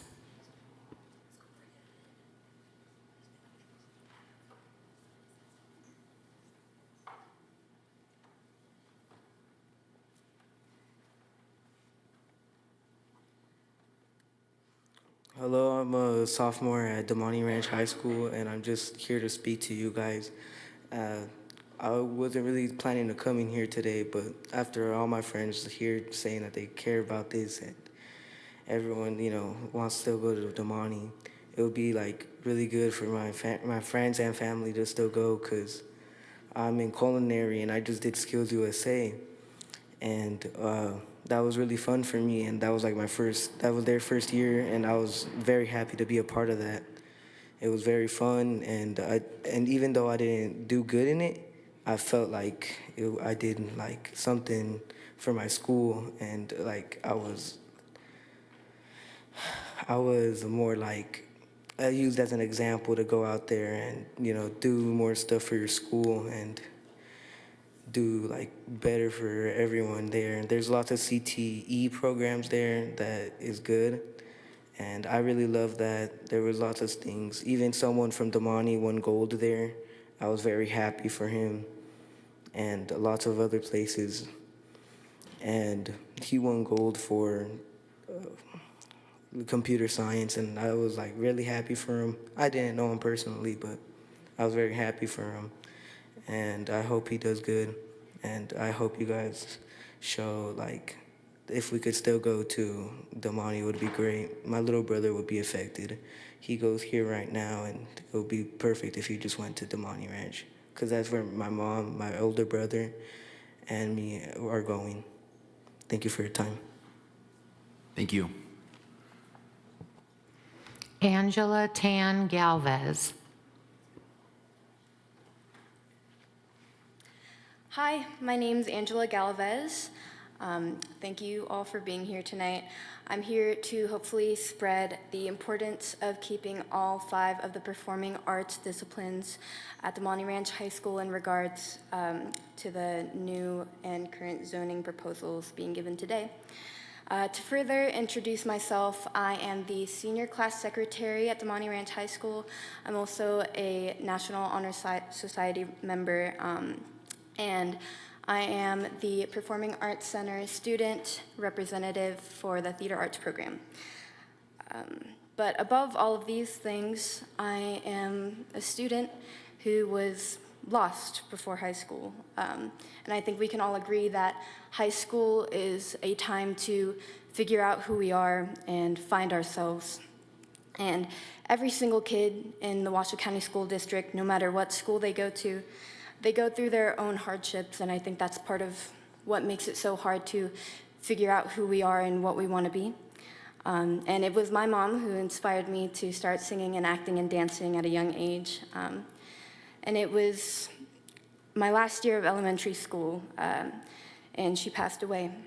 I was 11 years old, and I felt like I lost everything. So as a result, me and my family, we moved to the South Reno area. And, on top of all of that, just moving to a whole new area, to DePaul and Damani, it was really hard. But without the performing arts program at Damani, I really would have never reconnected myself with the passion I have for the arts today. And with graduation just around the corner, I think it's important to mention that the performing arts program doesn't just bring new passion for the arts, but it also helps students find a career and future after high school. I've been given the opportunity to compete to perform on Broadway last year, and I'm happy to say next year I will be performing at Carnegie Hall in New York. So without Damani Ranch High School and all of the skills I've learned there in the performing arts program, none of that would have ever been possible. And beyond that, the community that we've made has given me a home away from home and a family, and we're not one program without the other. So I hope you consider keeping these opportunities for these students, and I hope you consider keeping this community alive. So I am in favor for option 4. Thank you. Thank you. Chelsea Moore.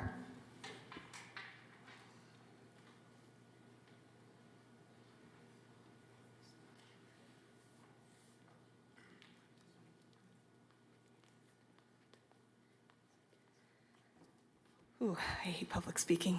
It's terrifying. Okay. Hello, my name is Chelsea Moore.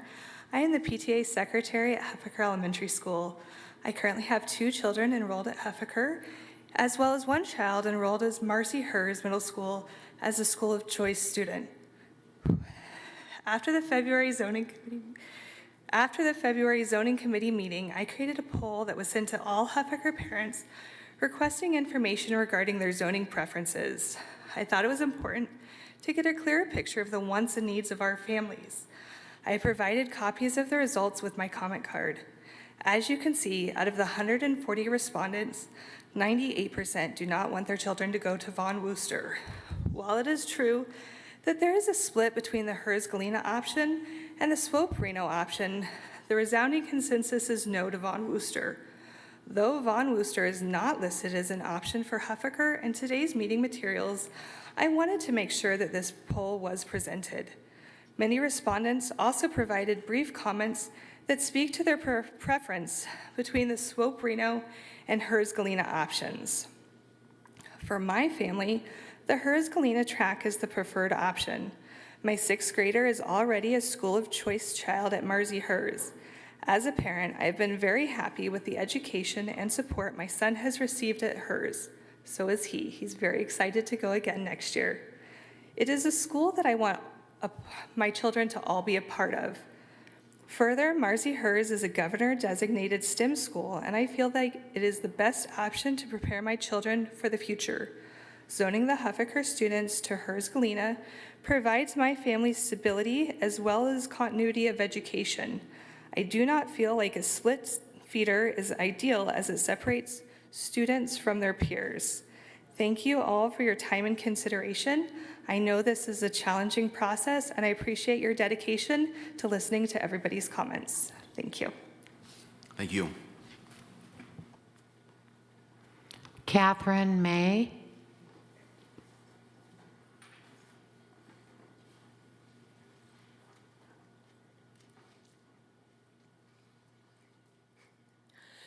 Good evening. I'd like to thank everyone here for giving up their time to find a solution in the best interest of all of our community's children and young adults. My name is Catherine May. I am an assistant instructor for the band programs at DePoli and Marcy Hers Middle Schools, the program coordinator for DePoli's Winter Guard, and the brass and visual coordinator for the marching band and indoor percussion programs at Damani Ranch. I'd like to share my experience being involved in the Performing Arts Center curriculum and the impact it has on the students it serves. I recall my own experience in a school where the choir room was in the basement, the band room was wedged between the weight room and the gym. We built theater sets from scratch in a multi-purpose room, and I was the first, and to my knowledge, still the only student in the school's history to make Missouri's all-state choir. I remember growing up feeling like I was stuck on an island alone, unable to share my deep love of the performing arts and the unique mode of communication that it afforded me. I remember feeling totally unable to communicate with my peers, and most of all, I remember feeling trapped, thinking of ways to injure myself badly enough that I wouldn't have to go to school tomorrow or maybe ever again. But every time I would remember that tomorrow morning I have band, and so maybe I could hold on a little bit longer.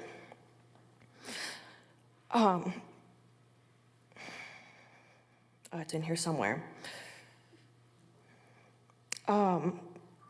I beg the committee to consider the impact that a program like Damani's could have if allowed to flourish, if a program as small as mine could save me. I know now that I survived to give my own students the gift of belonging that I was not given. I've seen students who have never had the luxury of feeling safe and understood bloom into unrecognizable versions of themselves when they realize they finally have a place to belong. I've seen my students start to believe in themselves for the first time because of the opportunities the PAC program gives them. I've watched them start to understand one another and to understand what it means to give up their personal comfort so that their team can succeed. I've watched them grow not only into skilled musicians, but competent leaders as well. What the PAC program really represents is an investment in the future of our children and that of every community they will go on to touch throughout their lives. My students are already such caring, hardworking, humble, and empathetic human beings, and I am so grateful for the privilege of watching them grow into who they'll be. Losing one allocation will not take away merely one class, but will result in the loss of as many as 11 performing ensembles, all coordinated by the same teacher, to say nothing of the way that the members of that program impact everything they touch because of their experiences. I ask that the community considers the life-enriching and life-saving impact that the performing arts curriculum has on the students it serves. Thank you. Thank you. Mariah Arenas.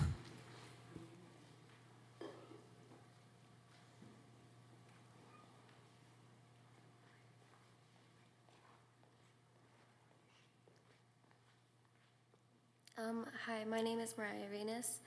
I am a student, I'm a freshman year student at Damani Ranch High School, and I am not a part of the PAC program, but I have been very, very involved with band like all of middle school, and I hope that I continue staying very, very involved all throughout high school. Middle school was not an easy time for me. It was very, very stressful. It was very hard to come to school every day. But knowing that I had an incredible band director at my middle school and knowing that I had something to look forward to and something to escape was something that kept me going. And I love my band here. And I came here from Vegas about maybe a little over a year ago, and I was always wanting to go to Las Vegas. LVA, I don't know if you guys are familiar with it, but it's a performing arts school, and it is incredible. I unfortunately was able to go, but I knew that I wanted to go to a performing arts school, and that is Damani. It's been 100% like that's where I'm going. It was not like a matter of like, oh, maybe there's this. No, it was a performing arts school. And I am incredibly grateful that I have been able to spend my first year at one. But if I don't end up going to one for the next 3 years, it's gonna be devastating. I also spent a few months here at Pine, and it is like a walk through memory lane, just being back here in the cafeteria. And I even have my best friend who I made at the school, like here with me. And I don't know, and then I also have my brother and sister who also attend here at Pine, and they told me after I recounted them, like my very first day of high school, they were like, Mariah, I cannot wait to go to Damani. Like, we are going to Damani together. You're gonna walk me around, you're gonna give me a tour, like whatever, like this is happening. And I was like, okay, bet. And I don't know, they were very excited with me. And it was just kind of like a moment we shared throughout the whole house because, I don't know, high school's always been like a far away, out of reach kind of thing. And then it happened, like I'm in high school and I was like, whoa. I also, I live around here on Neal Road, and there's about 20% low-income students in Damani. I am a part of that, and I Okay, thank you. Thank you. Chloe Gifford.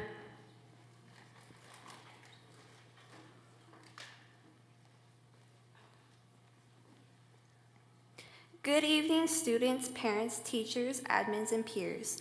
My name is Chloe Gifford. I am a part of Damani High School and the leadership program. I am also another student that really tried pushing for our meetings, interviews, and everything alongside that brought us here today. When Justin reached out to me, I was all for the petition and emailing the WCSD rezoning board, which leads me here today to talk about option 4. Our zoning is a great diverse environment, and for my siblings, I would also like them to continue here. I am also concerned about the students that have free choice of school and about transportation options. Students have transportation to the school of their choice and will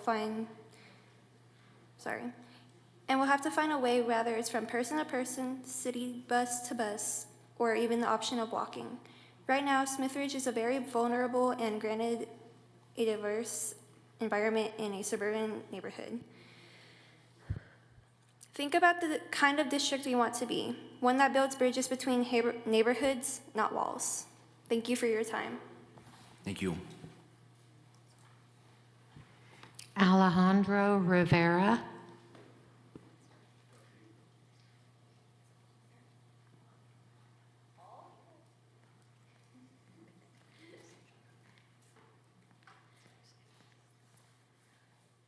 Hello, my name is Alejandro Rivera. I'm a sophomore student athlete at Damani Ranch High School, and I live in the Smithridge area, which is a 5-minute walk away from my bus stop. If you guys choose to follow through with this plan, I will most likely have a car by my senior year. However, if I don't, I would have to walk to Worcester, and there is a lot of traffic, and it could be really dangerous. The reason why I'm choosing to talk today is because I don't think this rezoning is fair to Smithridge area students.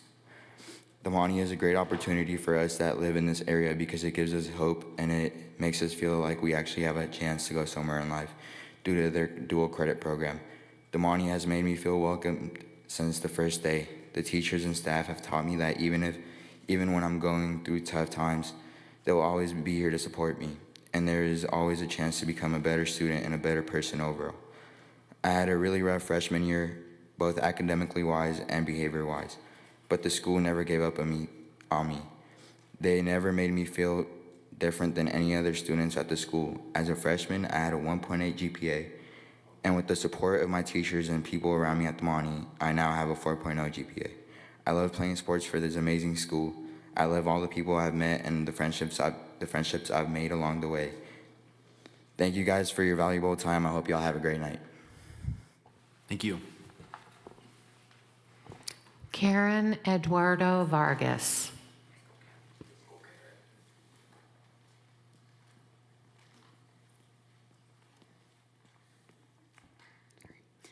Hi, my name is Karen, and I'm a mom of 6, and 4 of them are currently attending Smithridge. I'm a very involved parent in my children's education and their school, and I'm also part of their PTA. I've met so many families, and a lot of those families have the same values that I do, and they want our children to have consistency. They don't want to be shuffled around. Our Smithridge community is already low income, and they're financially stressed. And we don't want our children to stress on how they're gonna get to school or to be worried if the next year they're gonna be rezoned again. On behalf of many Smithridge families, we ask that you consider our children for DePauli and Damani. These schools will challenge our children and help many of them become first generations and great members of this community. I also want to thank the Damani students and the staff who have been standing with us and their continued acceptance of our children. And also, thank you for being here tonight. Thank you. Paula Waxman.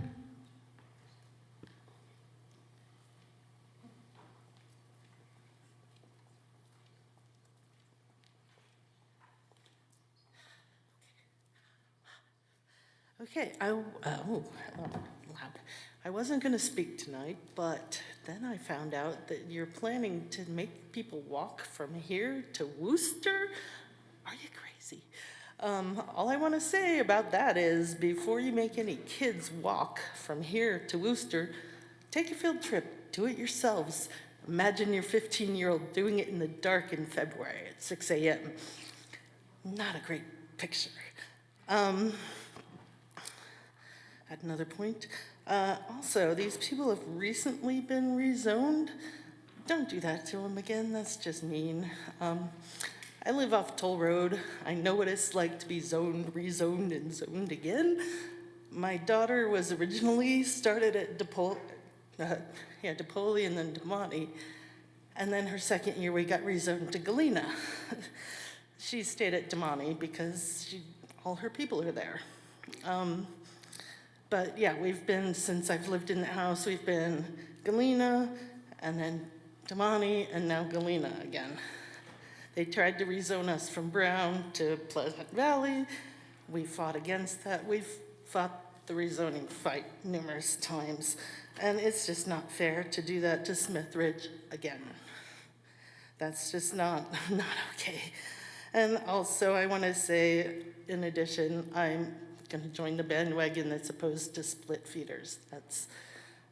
My kids have been in some of those schools, and their friends go off here and their friends go off there, and it's just disruptive for the families. We've also been through that year-round thing. Don't go back to that. But yeah, like I said, the transportation's a huge issue. That's just not okay to make people walk that far. So anyway, thank you. Thank you. Elise Rose.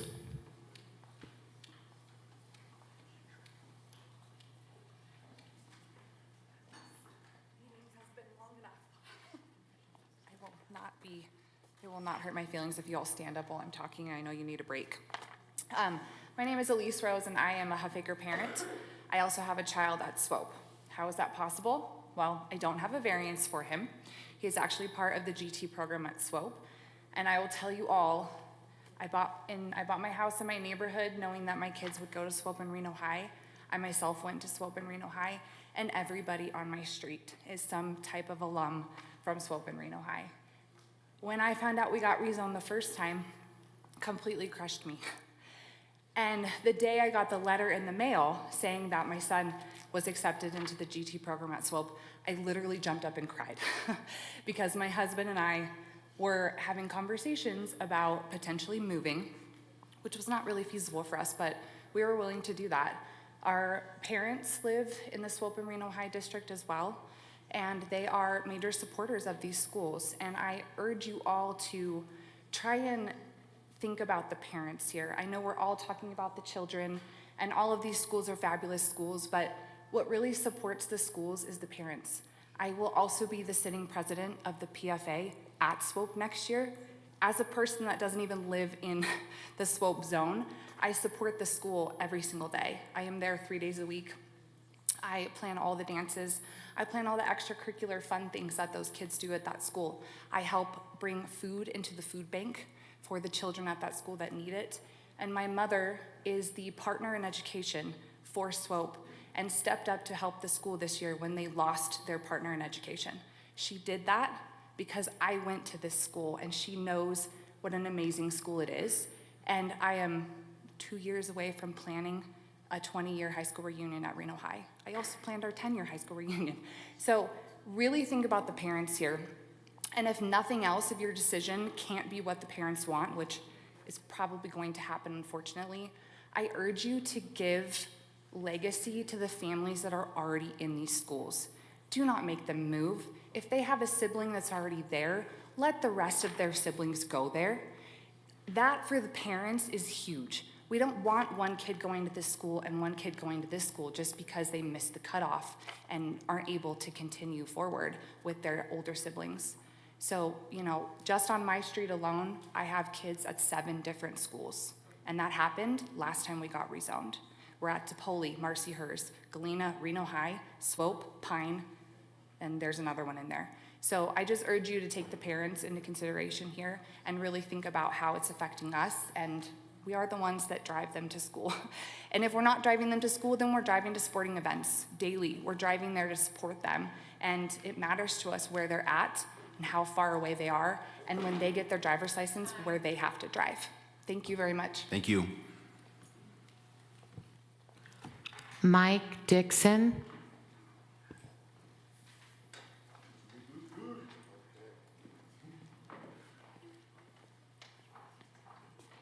Good evening. Good news, I think I'm last. Yeah, confirmed. I spent 5 minutes with that celebration for you. My name is Mike Dixon. I'm the principal of Smith Ridge. I've actually been there 7 years, and I am just as excited as our community for our new building that we're going to have here in a few years. Definitely have intentions of opening that bad boy.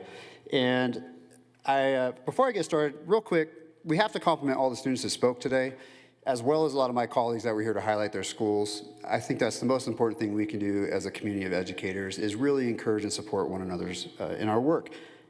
Something tonight that has not been directly addressed that's now on my mind is chronic absenteeism. And what that means is a chronic absent student means you've missed at least 10% of school. Smith Ridge has worked tirelessly this year on lowering our rate, and we cannot get under 20%. So today, I was happy that our chronic absenteeism rate was 21.9%. So here's what that means for you. We have about 500 students. We're a walking school. We have no buses. I stand out front every morning with my social worker, my counselor, my assistant principal. We greet families, we speak to folks, and we still have about 100 students missing a lot of school. So we're doing some out-of-the-box strategies this year. We're trying to pick up students. Mr. Searcy's helped me with some stuff. And the more I really focus on chronic absenteeism as a school leader, the more I want to advocate that as a system and a big team, we have to begin getting more creative on removing barriers to get kids into classrooms. Because at the end of the day, if your kids aren't in class, they're simply not going to learn. And I will tell you, I'll advocate all day long that Smith Ridge has some of the best teachers in town, and we struggle with data. Well, our kids aren't showing up. 30 to 35% of our kindergartners are chronically absent right now. So as I'm hearing this discussion, the point I would just like you to entertain is, how in this decision are we removing barriers to getting kids into classrooms? I do think an extended walk is probably not going to be helpful.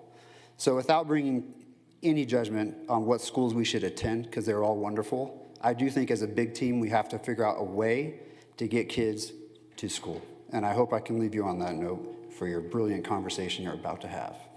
Good night. Thank you. That's it. That is the That's all, last folks. in-person public comment. Cool. I propose that we take a 5-minute break and reconvene to start a deliberation. So let's come back 5 minutes promptly.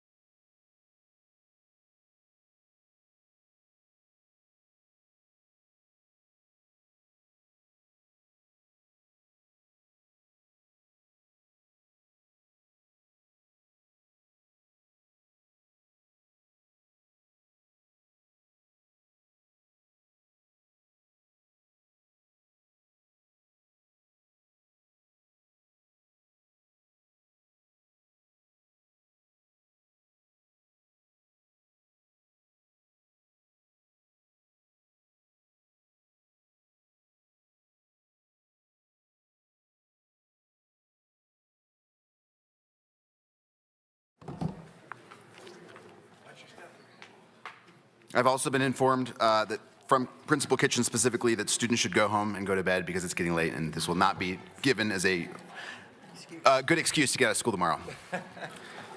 That's at least at Worcester. I don't know about Damani Ranch. Okay, thank you. This brings us to the point where we will start to deliberate and process as a group all the information that we've heard, and I will speak slowly and try to practice what I've preached. A few things as we get going. One, I'd just like to echo on behalf of the ZAC, I think the pride of just what we've observed from the community.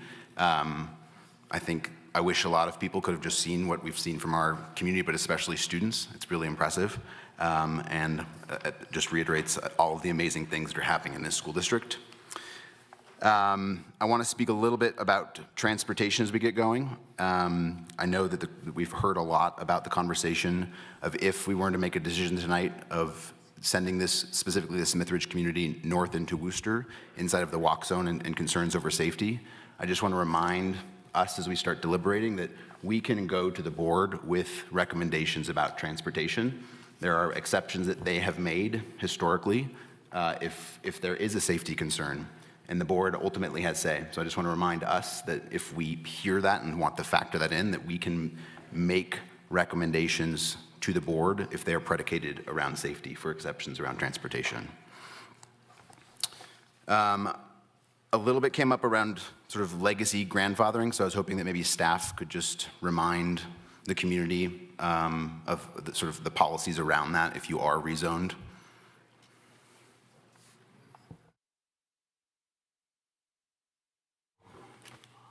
Hello, Brett Rodella for the record. As far as the legacy rezone, as it pertains to rezoning, the only folks that are going to be impacted by this will be 12th graders as of the 26-27 school year. The reason being is that we're not making any changes to elementary schools, therefore 5th graders are not going to need any legacy treatment. And because Pine is no longer going to exist as a middle school, thus no rezoning in or out of Pine, there will be no 8th graders, that will receive legacy treatment through that, so. Perfect. Okay. Would anyone on the committee like to open with thoughts or start a discussion? Adriana Publico for the record. I think we've heard a lot of people in support of option 4. No split feeders, no transportation issues. I like this option. I think it might be the best one on the table. I'm a fan of option 4, except for it puts a pretty big strain on DePauli, and I kind of lean more towards 4A. Definitely not a fan of option 1 because of transportation, possibly a remedy to that, but I feel like it could probably be taken off the table.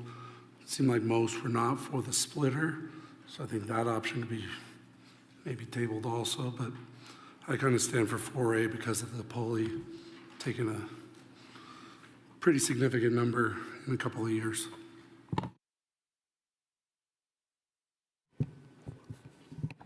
I have a question. This is Kristen DeHaan for the record. With all of these options, will all of Hidden Valley be going to Vaughn? That's correct. Darren Fleck for the record. I have a couple questions. In looking at my numbers, if I'm still seeing them right, they're blurring. 1 and 5 has 2 scenarios where we end up with 3 schools. I know your projections, but 60% enrollment in the future. Option 4 and 4A only have 2 schools, that would be Worcester and Vaughn, in 60% in the future. Both 1 and 5 and or 4 represent a 20% drop, either a 20% drop if I did my math correctly, in population. And I had a question for staff too regarding no middle school allocation, but high school allocation. Option 4 represents a estimated 246 student drop in allocation for Worcester and 332 for Damani, which boasts about 20%, but I was wondering how many teachers that would work out to approximately.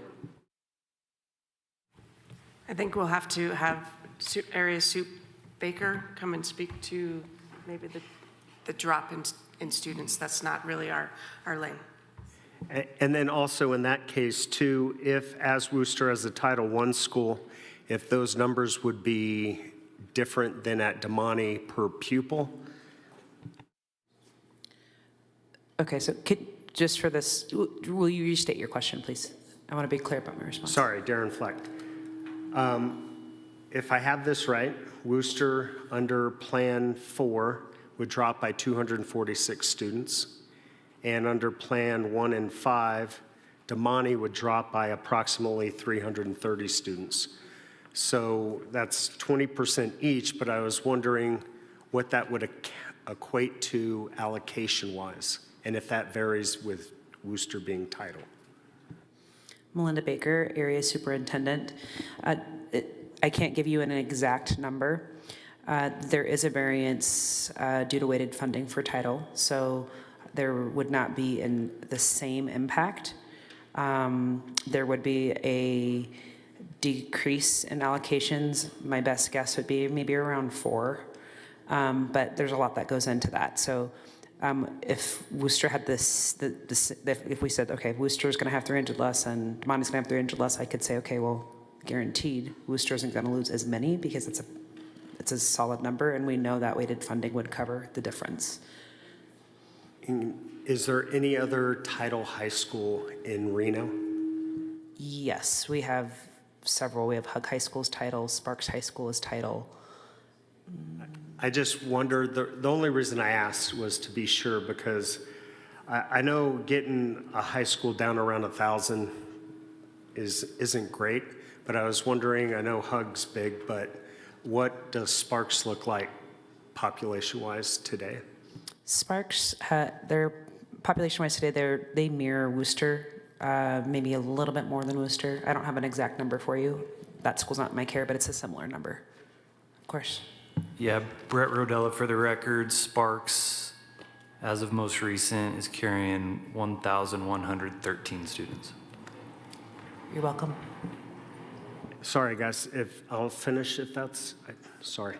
So in looking at this, why I would support 4 as opposed to 1 and 5, even though it does hurt Worcester and does put it down, it would put it at a school like Sparks still, which I would hope would still be operational and would lose fewer students by being title, fewer allocations by being title, even though it's 20%. In number 4, you end up with 3 high schools. Even though Worcester goes down, you do end up with your 3 high schools down here in the south that have right around 1,600. And in my experience in the buildings, if you have around the same amount of kids, you're going to have around the same amount of opportunities. Title schools have the extra funds, hopefully, to offer some of the opportunities to help with deficiencies that might come from something, I think, like the population drop at Worcester, where the other schools might not. And I think by keeping as many schools equal in size in this part of town, I think it will do well. Well, this part of town, but Reno, Worcester, and Galena, or Damani, Galena, and Reno, right around 1,600 would be a lot more equitable when it comes to allocations and programs. I could be wrong if there's anything special. The other thing I wanted to mention was that goes the same for the middle schools. I know Vaughn would be low, but HERS, DePoli would be around the same number with number 4 as opposed to 1 and 5, where I think you would have a lower drop. And I know Vaughn being title would have some extra wiggle room there with allocations, while balancing those schools with numbers would help with making sure they have the same amount of kids to offer at least around the same amount of opportunities for other programs. And that's all. Polly, you want to go? Yeah, Polly Boardman for the record. I'm thinking that if we want to narrow this down, I would propose 1 and 5 coming off the table. My concern about 1 is obviously the transportation. That to me is like a no. Like, I don't want these kids walking to school, and I don't know if that's something that would be rectified with a bus. I also think we've had a lot of people from Smithridge come out here and talk emphatically about being at Damani, so I don't know why we would take that away from them when there's an option that they could go to Damani.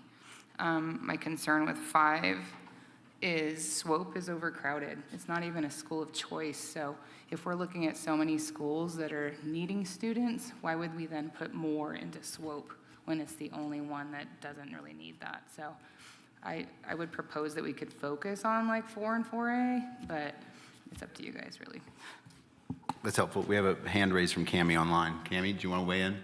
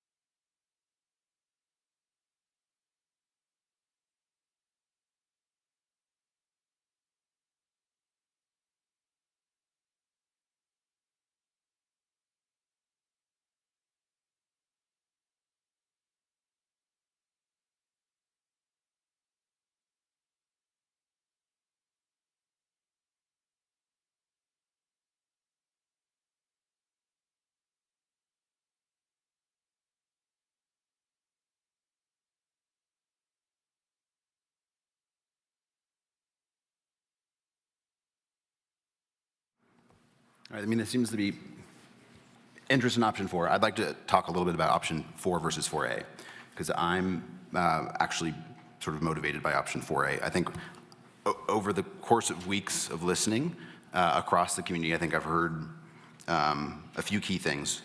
1, a strong desire from the Smithridge community to be connected to Damani Ranch. And school choice is a very powerful thing, but it's not really choice if you don't have transportation. And so that community is dependent upon that option, and if we send them north into Worcester, they lose that power. And so that really resonates with me. The second is a sort of concern of like the hollowing out of central Reno. And I think it's important for us to think about investing in that community. And that's what sort of particularly interests me in option 4A, is that we are indeed investing in Vaughn. The promise of the FMP was to trade up. Vaughn is a trade up for the community. And we've heard from that community that they are open to both options, 4 and 4A. I think the other thing that interests me about 4A, do you mind going to that slide, Shannon? I think it's slide 16 perhaps. Please.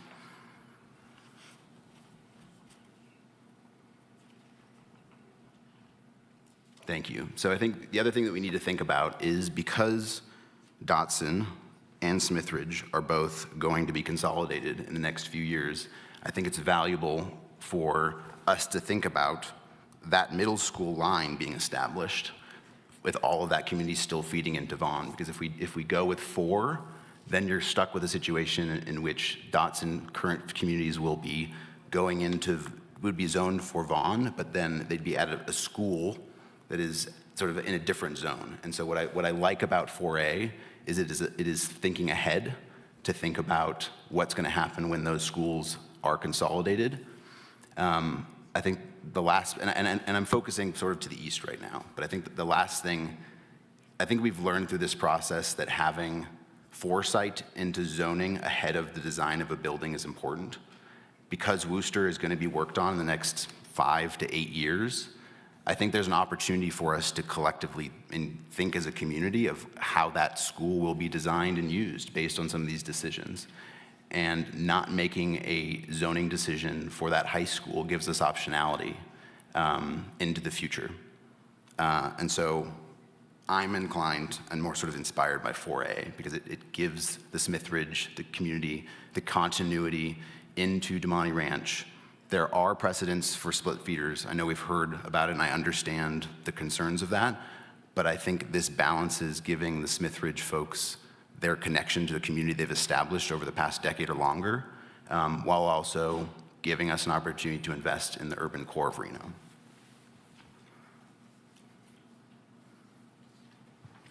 Adriana Publico for the record. I think I've been confused.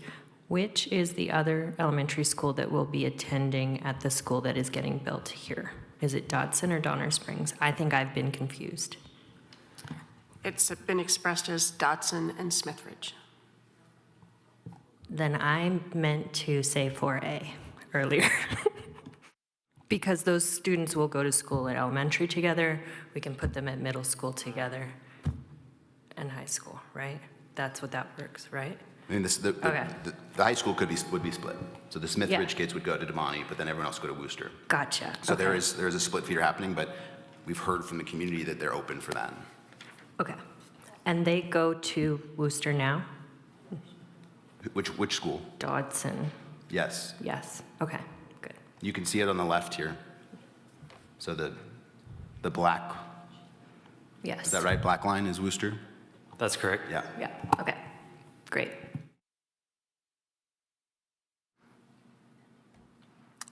So I apologize, Darren Fleck for the record. Could someone explain? I've lost track. I apologize again. Who's getting split feedered on 4A? Because The Smithridge community. So basically that black polygon that's sort of part black, part pink at the bottom. and where would that take? They would go into Vaughn, Okay. and then that group would go south to Damani, as we've heard they want, whereas the rest of inside of that line would go into Worcester. So that's where the split fee would happen. It would happen after middle school.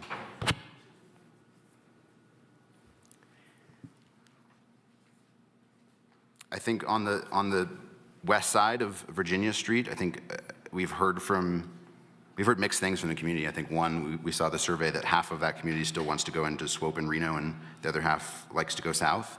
I think we've made zoning decisions around major roads before, and so I'm sort of, in my mind, I'm going back and forth of option 5 that establishes a line around McCarran and gives some of that community access into Swope and Reno versus everyone going south. But I don't have a strong opinion at the moment on that one.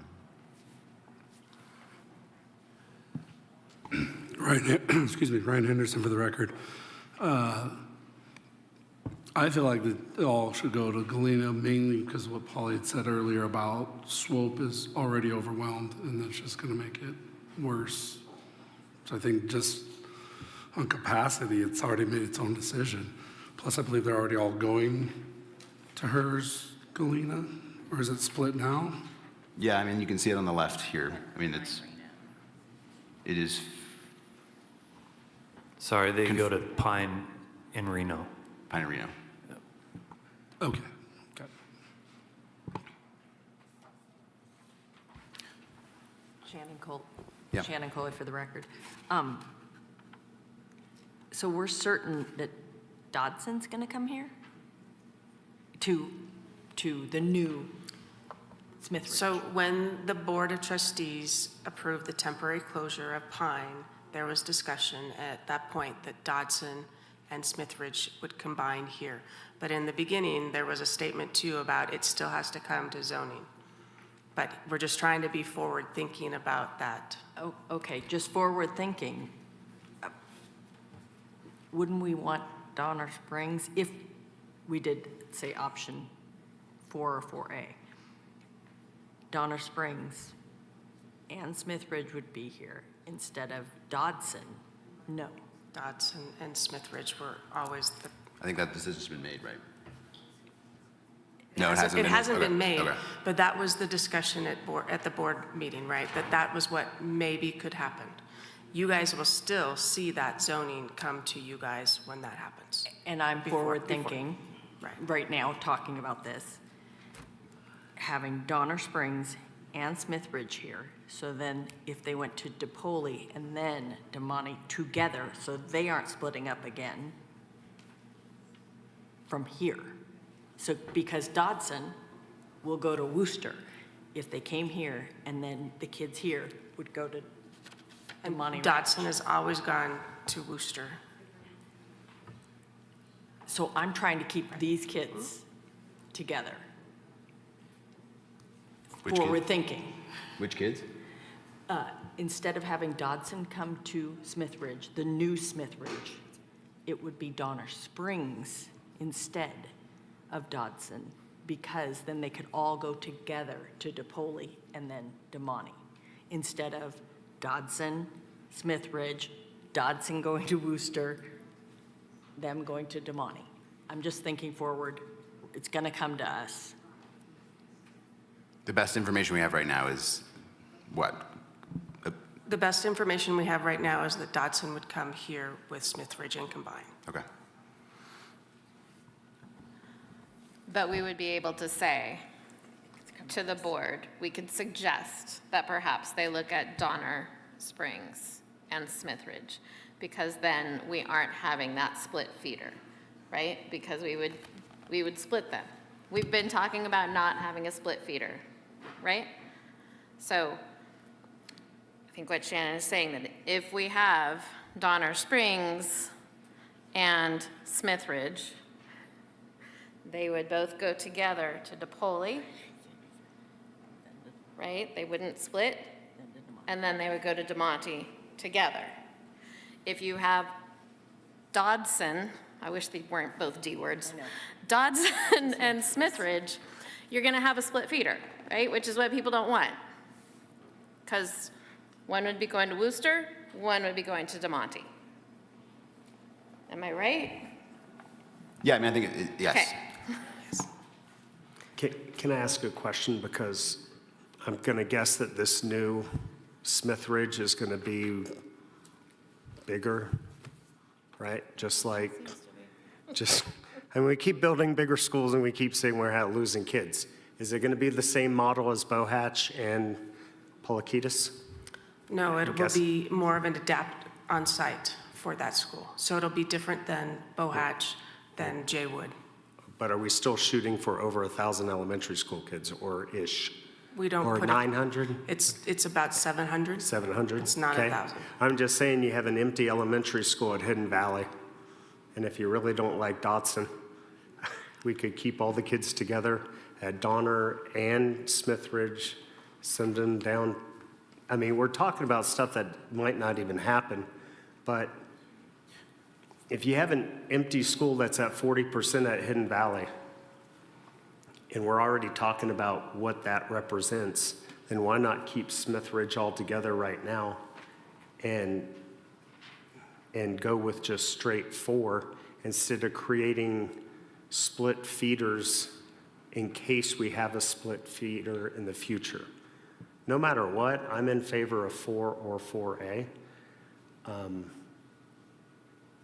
I just, with the turnout today from Smithridge, from Smithridge neighborhood, I just think there's overwhelming community support to go to DeMonte.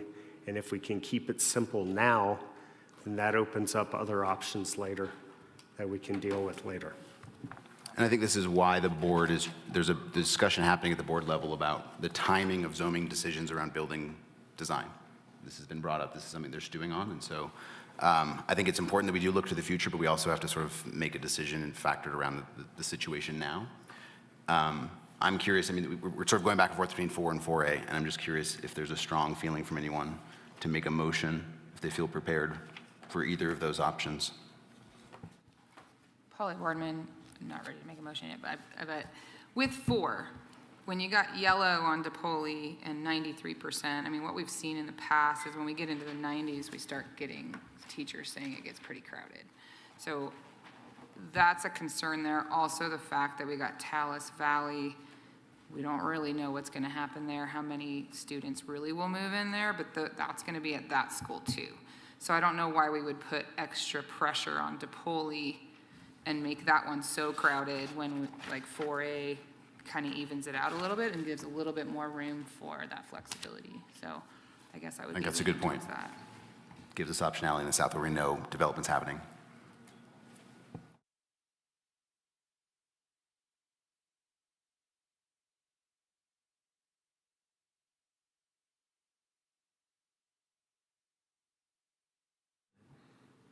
Adriana Publico for the record. I move that the Zoning Advisory Committee recommends option 4A to the school board. Okay, we have a motion on the table. Is there a second from anyone? Ryan Henderson, I'll second that. Okay, we have a motion and a second for option 4A. Do we need to take any more deliberation, or can we vote?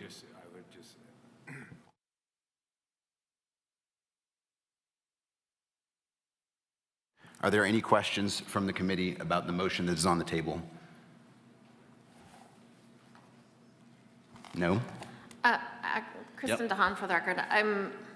So looking at the 7107, the only things that it has for options 4 and 4A are that it's numbers 1 and 2, and it doesn't have, is it 5 that talks about the split feeders? That's correct. However, you're kind of making your own point that it would split feed. So 4A is 1 and 2 and 5 that are impacted, right? I would agree with that. Okay, thank you. Any other questions on the motion? Okay, then it is time to vote. All those in favor of the motion on the table, which is to approve option 4A for the school board, say aye. Aye. Aye. All those opposed, say nay. Nay. That is 3 nays. Cammie, how did you vote? So you said nay? Okay, so that is 4 nays and 1, 2, 3, 4, 5 yays. You guys were all yays, correct? Okay, then the motion passes 5-4 for option 4A. Thank you. That concludes item 2.03 on the agenda, which brings us to closing items, which is general public comment.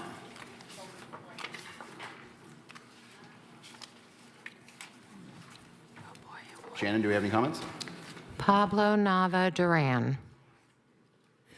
I want to say thank you to the zoning advisory community very much. You listened to Smith Ridge concerned about safety to Worcester, so thank you, and thank you very much. I do support option 4A. This is the best option. I know it's not perfect for a high schooler, but I feel like I'm gonna try to support Von Worcester to have a little bit more to join. I think if I'm gonna join the neighborhood advisory board on Ward 3 to get the long-term growth for Von Worcester, despite of a low birth rate. We need more affordable housing, and more childcare for this community, so we could get the certification for Central Reno community become more like a Midtown Reno. Like now, 20 years ago, Midtown was very ghetto, but if you look Midtown Reno now, there you go. I feel like my best bet is I see future of Central Reno area on Vaughan and Worcester get gentrification. I see a new apartment near the movie theater. I see Midtown Reno, Reno Public Market. That community, it and more into Poovey. But Poovey is now, compared to 10 years ago, it was one down, low cost, high crime rate, not a great, not a waste of families, all kinds of stuff. All kinds of stuff. So I think if I'm going to try to join a neighborhood advisory board on Ward 3 to help this Vaughn and Wooster out, but I know Vaughn, I do support Smith Street going to Vaughn because they need a woman, and I know the community want to stay at Damani, so I think they both win for Vaughn to get more elective, and then up to Damani, we'll keep a PAC program together. So I feel like they need a long-term growth here, and then hopefully we could look at other option, Jesse Beck or Matt Wills. Or I think Matt Wills to Vaughn Wooster because they have a dual language, dual major program. And we look at Gwen Duncan, Levinson, or Northeast Reno going to Vaughn Wooster. But Adams told me that that's a little bit concerned about I-80 freeway. So, you know, the only high school that crosses to go to the south of I-80 is Reno High School, which is mostly zoned for Creighton Middle School. They're zoned for Reno High School. You see that part over there. So we could do the same if Vaughn and Wooster start planning for rezoning, and they want to rezone out of Hug to leave our crowd at Hug to go to Vaughn and Wooster. So that's my 2 cents. I'm happy to support Vaughn and Wooster as community because those communities are great. They're not such good, but accident, school, bilingual IB program. So thank you. Thank you. Any other general public comment? No. Oh, we have one more? Okay. Can you need to submit a card? Sorry, I did not, no. You need to. Okay. After. You can do it after. Okay. Okay, quickly.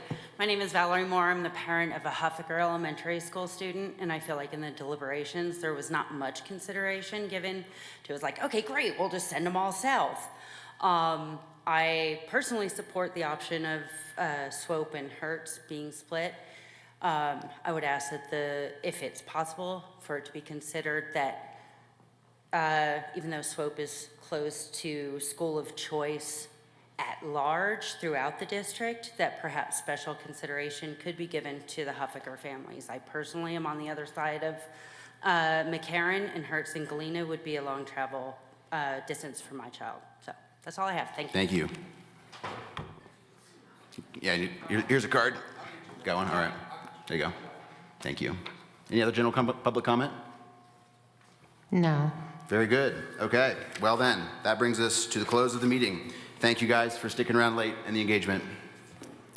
Will we have I need to announce our next meeting. Pull up the agenda. 3.02, announcement of the next meeting is scheduled for May 15th, 2025. Tammy? That's what we have on the books right now. We'll have to determine if we really need that May meeting. Okay. I will be presenting this outcome to the board on Tuesday. So if anyone wants to join, that will be part of it. But I will be doing that. It's on the agenda for Tuesday and would welcome anyone to come along. Do we know what time it is? It's on, I don't know. It's Okay. posted on the agenda, so. Yeah. All right, folks. Thank you. Let's adjourn 3.03 at 9:43. Good night. And thank you.